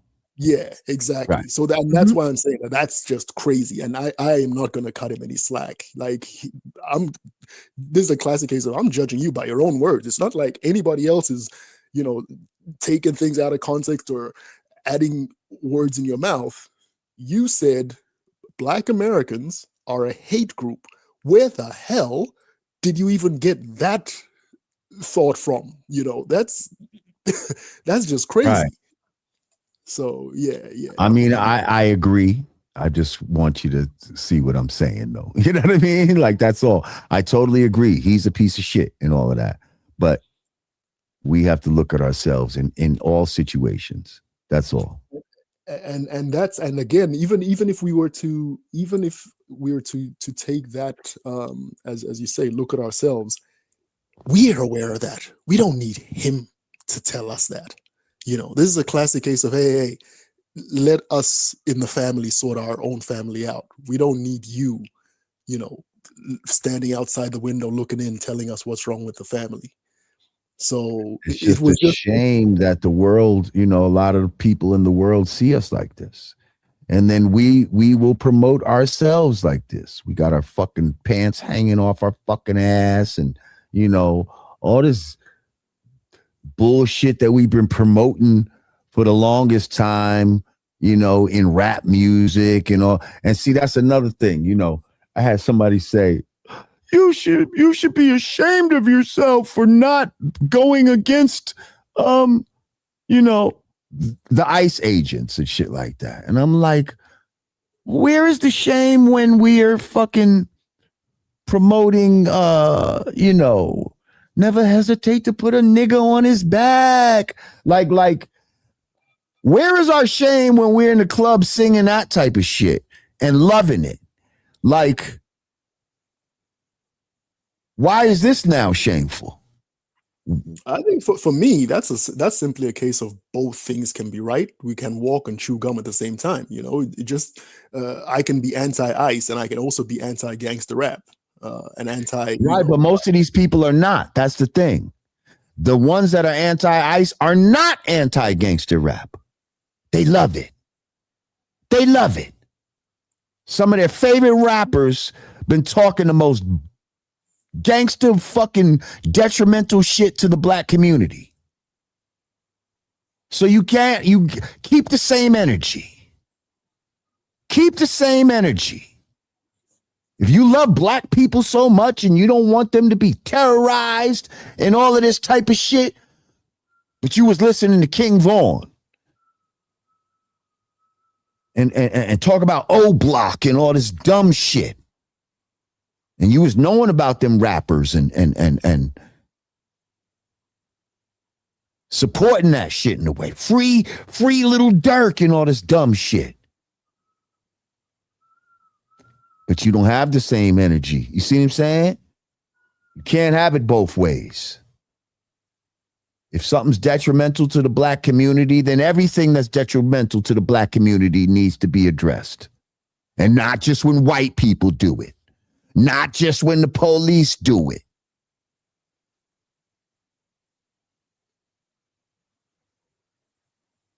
Yeah, and that's, as I said, for me, it's not a case of either or. It's definitely a case of I can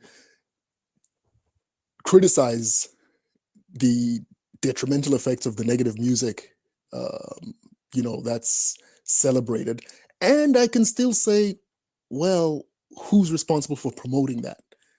This is, again, it's this argument we have of the so-called conscious music is not exactly the favored music to promote by the people at the label who, whether coincidentally or not, don't look like us. But at the same time, they don't let music like that be made, of their people. Certain words that they're happy to let our people use, they don't let fly if it's their people that you talk about. Right. There is no gangster rock. You understand? There's no gangster metal where different groups is talking about killing the other group and all of this type of shit, and then it really spills out into nobody else does that. We're the only fucking idiots that do shit like that. And it's just ridiculous. It's ridiculous. Damn, I had a thought. Oh shit. That I wanted to bring up.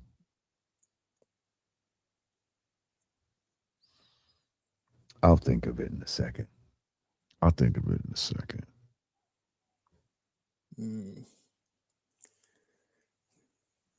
Yeah, man. So yeah, I don't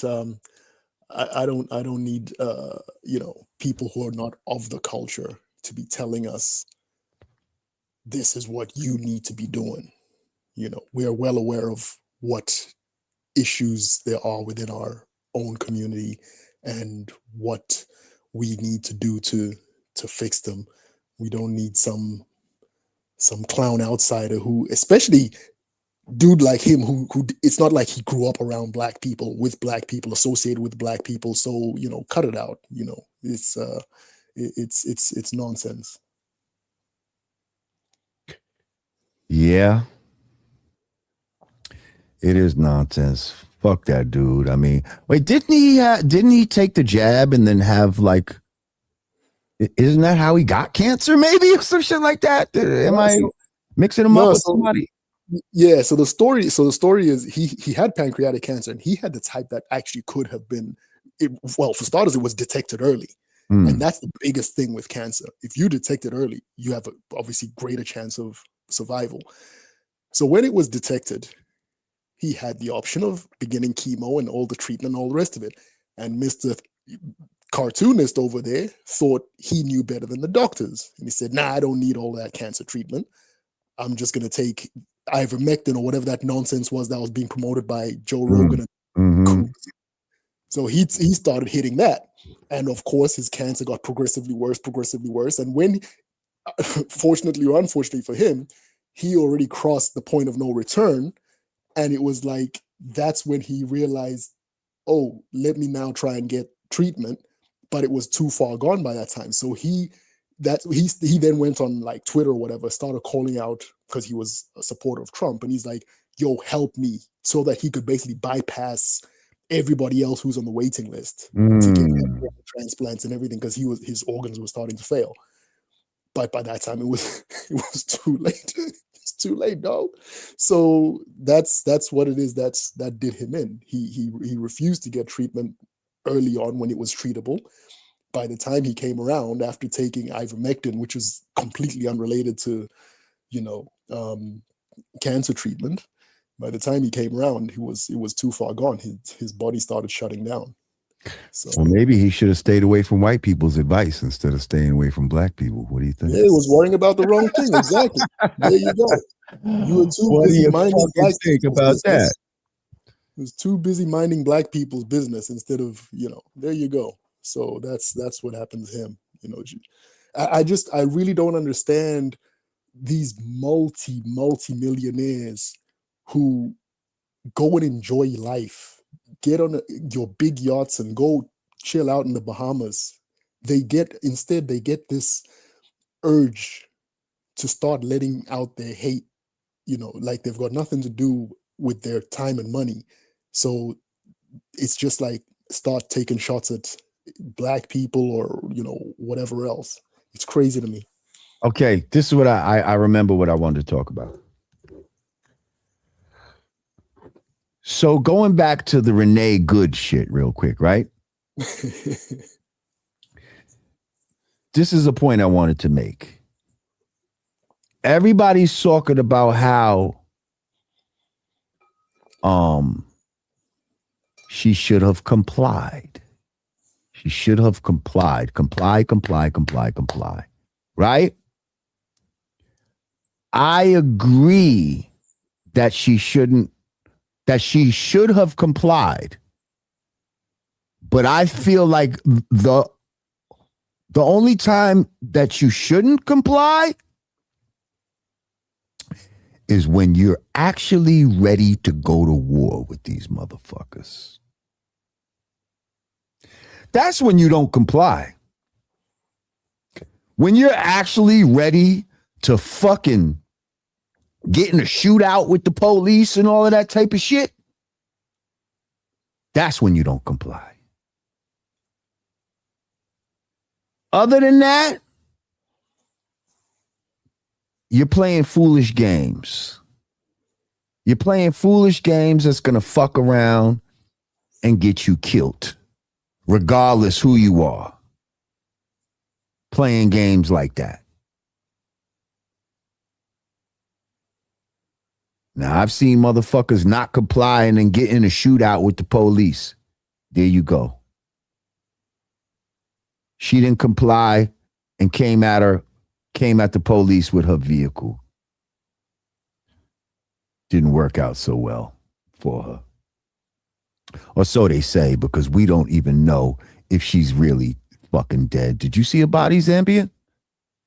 I wasn't looking for the body. I mean, that was something. Did you see her get shot? Did you see blood? I saw shots fired. I didn't see a body. I didn't see an autopsy, whatever. Nah. Right. I'm just saying.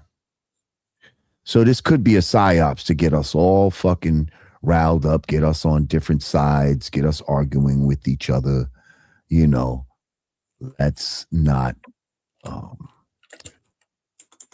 put that out of the realm of possibility. So you taking calls, Lord? This is like a call, bro. You want? Yeah, I mean, the link. Even though I'm getting hungry as a motherfucker, I was gonna get off soon. But if you want to come up here and talk real quick, Fred B. Jams, this is an ongoing link. I'm gonna put it in the chat right now. But this works every fucking week. So once you have this link, you always have the link to be able to come into the chat, come up on here. And if you're not ready to be on camera, that's okay. Look, Truly Zambian don't use his camera. He just uses the audio. I've got a dusty connection. That's why. Like, if I try to enable a video, it's going to be all breaking up. And yeah. Gotcha. So I'd rather have the crystal clear audio. Gotcha. To worry about the video. Gotcha. And your audio is crystal clear.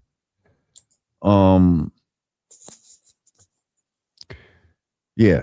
So I would welcome you if you want to come up, Fred B. Jams. Other than that, stomach's starting to growl. God damn it! Need that protein. So I saw just you've got Greenland in your in the showrunner there. I was just gonna say, in Europe, the warning that European leaders are putting out, they're saying that we should know something in the next 24, 48 hours. They're saying Trump is preparing to do something. Right. That's the word. And they're acting like Greenland is trying to prepare in case this motherfucker, tries some shit. Well, the Greenlanders, so the Greenlanders' position is, so yeah, I'm just reading it here. So it says European officials say U.S. military intervention I was talking about Iran, is 24 hours, but then Greenland is also on, as you were saying, Greenland's also on the table, because Greenlanders have said, look, we literally don't even have an army. That's why Trump was making fun of him. Or what was right. in one of the press conferences he was saying and something. They're saying that so if they don't have an army, that could be strategically, you know what I mean? You need some shit there, type of shit he's trying to say. And that's where the rest of Europe is coming in saying, well, we're not just going to let you walk into our backyard. So, Europe knows that they'll take the L. They can compete with the U.S. military, but they're saying you will lose some troops as well. Right. Nasir, peace. Nasir.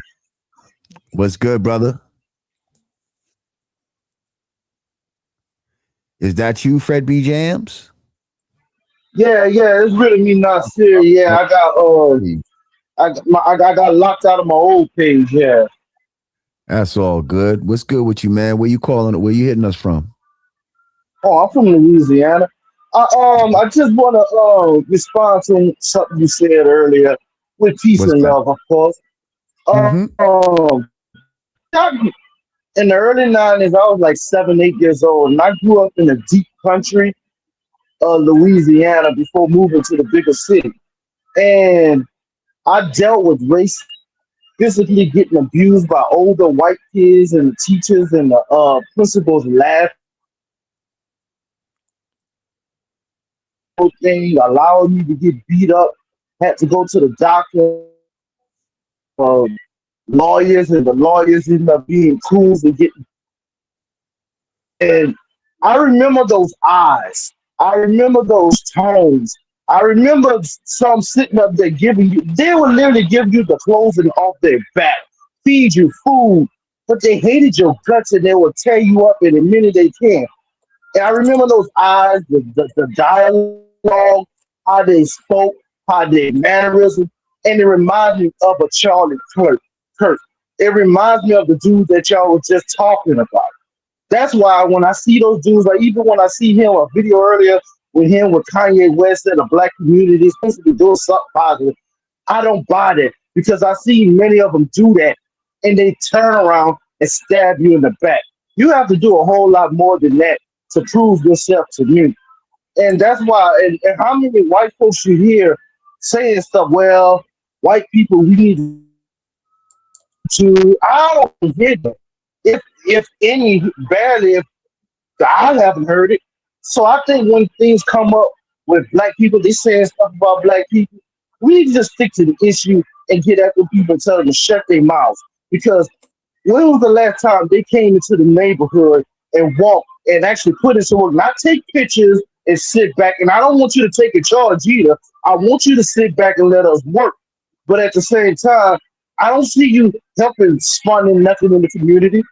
Even when we work on the things, what you do, you try to tear down like Rosewoods and all these other countries back in the day. And they still do the same thing. No, they don't flood cities and stuff like that. They have other tactics. So I think with peace, of course, I think that we shouldn't bring that stuff up. If we need to swear, we need to do just like they do, have our private talks in our private buildings and have our talks about getting ourselves in. Because I do agree with you. We do need to hold ourselves accountable with our music, the way we dress, the way we treat each other, et cetera, et cetera.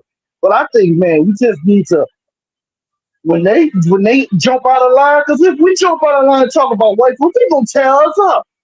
So we gotta have that same energy with me, with them, you know. That's all I'm saying. But it's all peace, though. I'm just speaking my part, though. Absolutely. The problem is we're not having these private talks. We're not having these talks.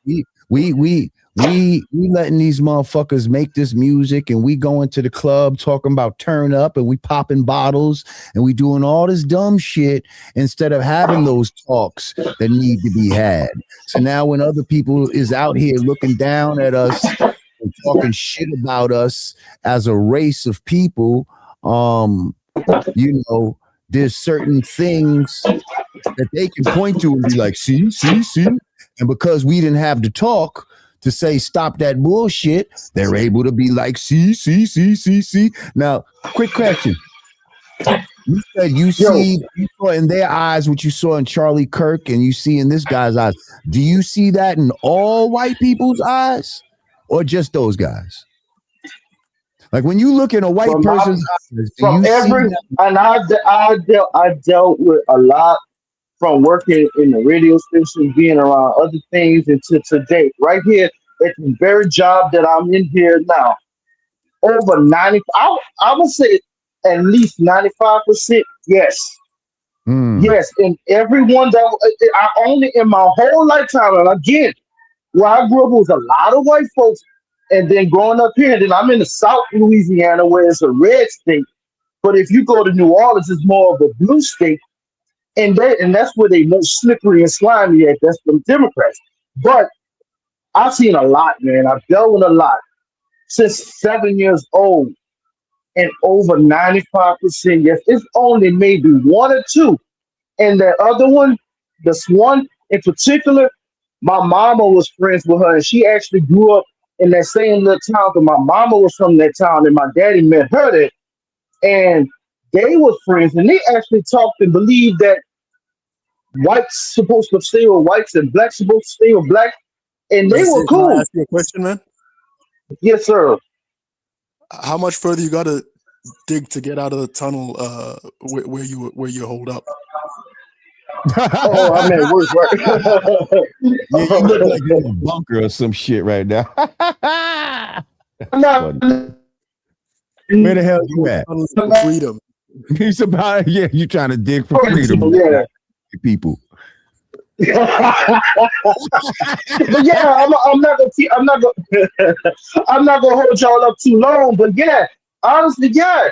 And that it's only two in my whole lifetime. My mama's friend who's passed away, and one other white girl that I seen one that I worked with, and but at the same time, even them, I questioned them because what if we get the jam and they need to use that white privilege? So honestly, you have to do a hell of a lot for me to trust you. From what I've seen, from what I've heard, from what I studied, you got to do a whole lot. Oh, I rather deal with the crooked black people because at least I know what to expect from them. I know how to handle them from the streets, from whatever. The fools, I know how to handle them. But them other ones who got that privilege and everything else, and that anybody can say privilege, that's a lie. It exists. I see it right here while I'm working it right now. It exists. So yeah, I'm sorry. I don't hate them, and I don't wish death on them. I don't celebrate their death because I don't think that's cool. But just trusting them, no. I'm sorry. Now, I'm all I sorry. want to But say is yeah, before I let you go, right? uh, Can you objectively see that? Let's just say if you was a white person, right? yeah. You could have this same conversation about black people. I grew up around black people since I was 7 years old, and I don't, man, hmm 95. But I don't trust about 95% of them. They'll steal from you. They'll do that. I seen black people do this. I seen them da da da da da. And you gotta work real hard if you're a black person for me to trust you. Could you see the flip side of that? That somebody else could feel the same way how you feel about it. I have some, and I laughed in their face most of the time because I know that's a lie. Because I know there's black people that want to be white. There's a lot of black people, just like I told you earlier, the lawyers who turn cool, people around the country, they will jump and kiss up to those white folks before they black folk, before they black And people. there's some white So people that so want to act black. Conversely, yeah, yeah, that is true not as too. much. But So at the it's not as much, but that that, I'm just that saying there's always the but converse. but how many gonna cool for the black?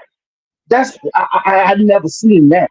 I never That's a seen good them one. cool. Now, I that's a never good one. seen You said, I, now, how many is going to coon for a black person? How many white people would nah. coon to be in the And that's favor and that's of and black men? that's and that's and that's the difference. That's the difference. Mm. You that's the difference, and that's the difference in it. And they know, a lot of them know, they know that a lot of blacks want to dance and still shuck and jive. They still want to have white acknowledgement.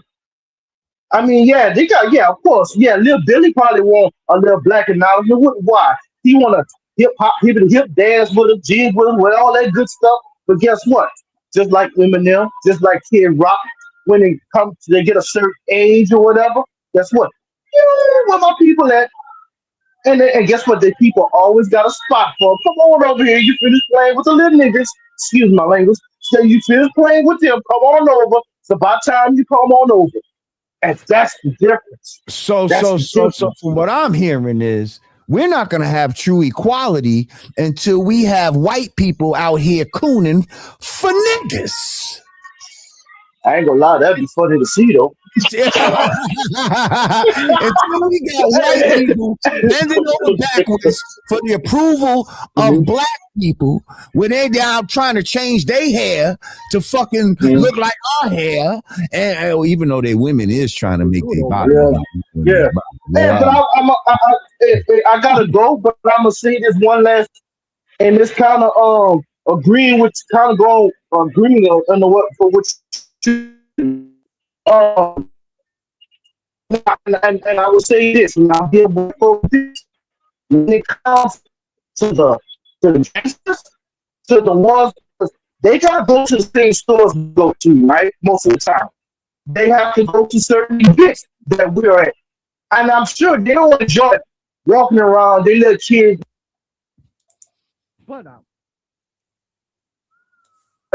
hear people hollering and screaming, being loud and all that other stuff. So, and doing other stuff, and they got to watch out. So I do believe there are times when they get in certain environments that they have a right to talk, because they have the right to say, I don't want to be in this environment. Well, I'll take this right quick and I'm gonna go. There's a restaurant I went to. It was a Mexican restaurant. They started doing karaoke. Cool, family and artist. Next thing you know, we got some ghetto black girl going there. Next thing you know, guess what? They start twerking on tables and everything else. Now, right there, now, if white folks want something to say, I'm not mad at you, because you have the right to go to an establishment, eat, be in peace, and not worry about your children seeing things that they don't need to be seeing. Now, when it comes to something like that, I can't get mad at you, and I can't fuss at you, and I can't pull no race card, because you have that right. And I'll be a fool and wrong and hypocritical to say that, nah, it's something we'll do. Now, that right there, I'm going along with you on that part. But I got to go, man. Please do, man. Yeah, I appreciate you, bro. Oh, no problem, bro. Yeah, we praying for your freedom, bro.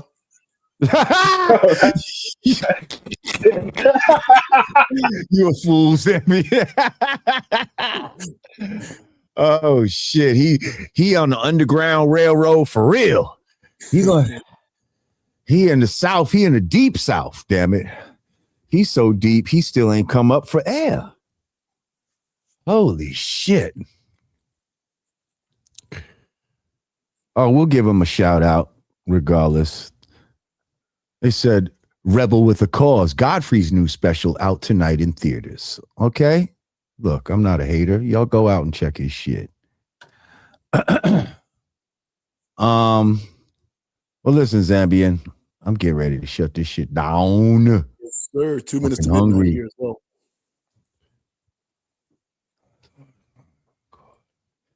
Yeah, he said, I don't mean no disrespect, but I'm not rocking with him.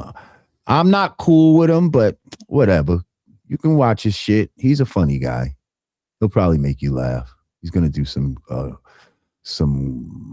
impressions you probably heard before with new material. He's definitely gonna do Trump. And he'll definitely do Steve Harvey. But you know, go check it out. I'm not hating on him like that.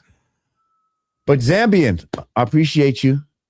A pleasure to get on the air with you. Giving your insight. Yes, sir. And, yes, sir. kicking dirt on the fucking on that piece of shit.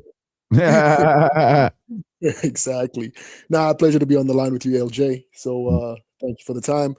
Chat, respect Michelle Williams. Yes. Peace. GPS, respect. All right, peoples. I hope that was a good conversation. We had a good conversation these past 2 hours and 22 minutes. Angel numbers. But yeah, y'all be safe out there. I love y'all. I appreciate y'all. Everybody in the chat. Michelle Williams, you know what it is.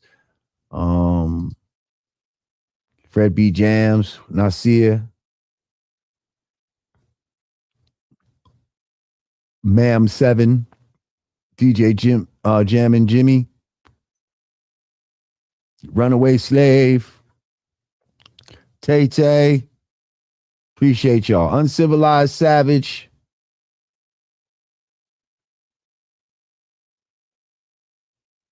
Cross Gabriel. Hang on, I didn't see this before we out. Cross Gabriel said, I agree with complying. However, they are not traffic in force. Was the initial order command for her to exit the vehicle actually lawful jurisdiction? He said they are not traffic enforcement. Are you from this country, Cross Gabriel? Because a law enforcement officer, I don't think has to be a traffic enforcement officer to command you to exit your vehicle.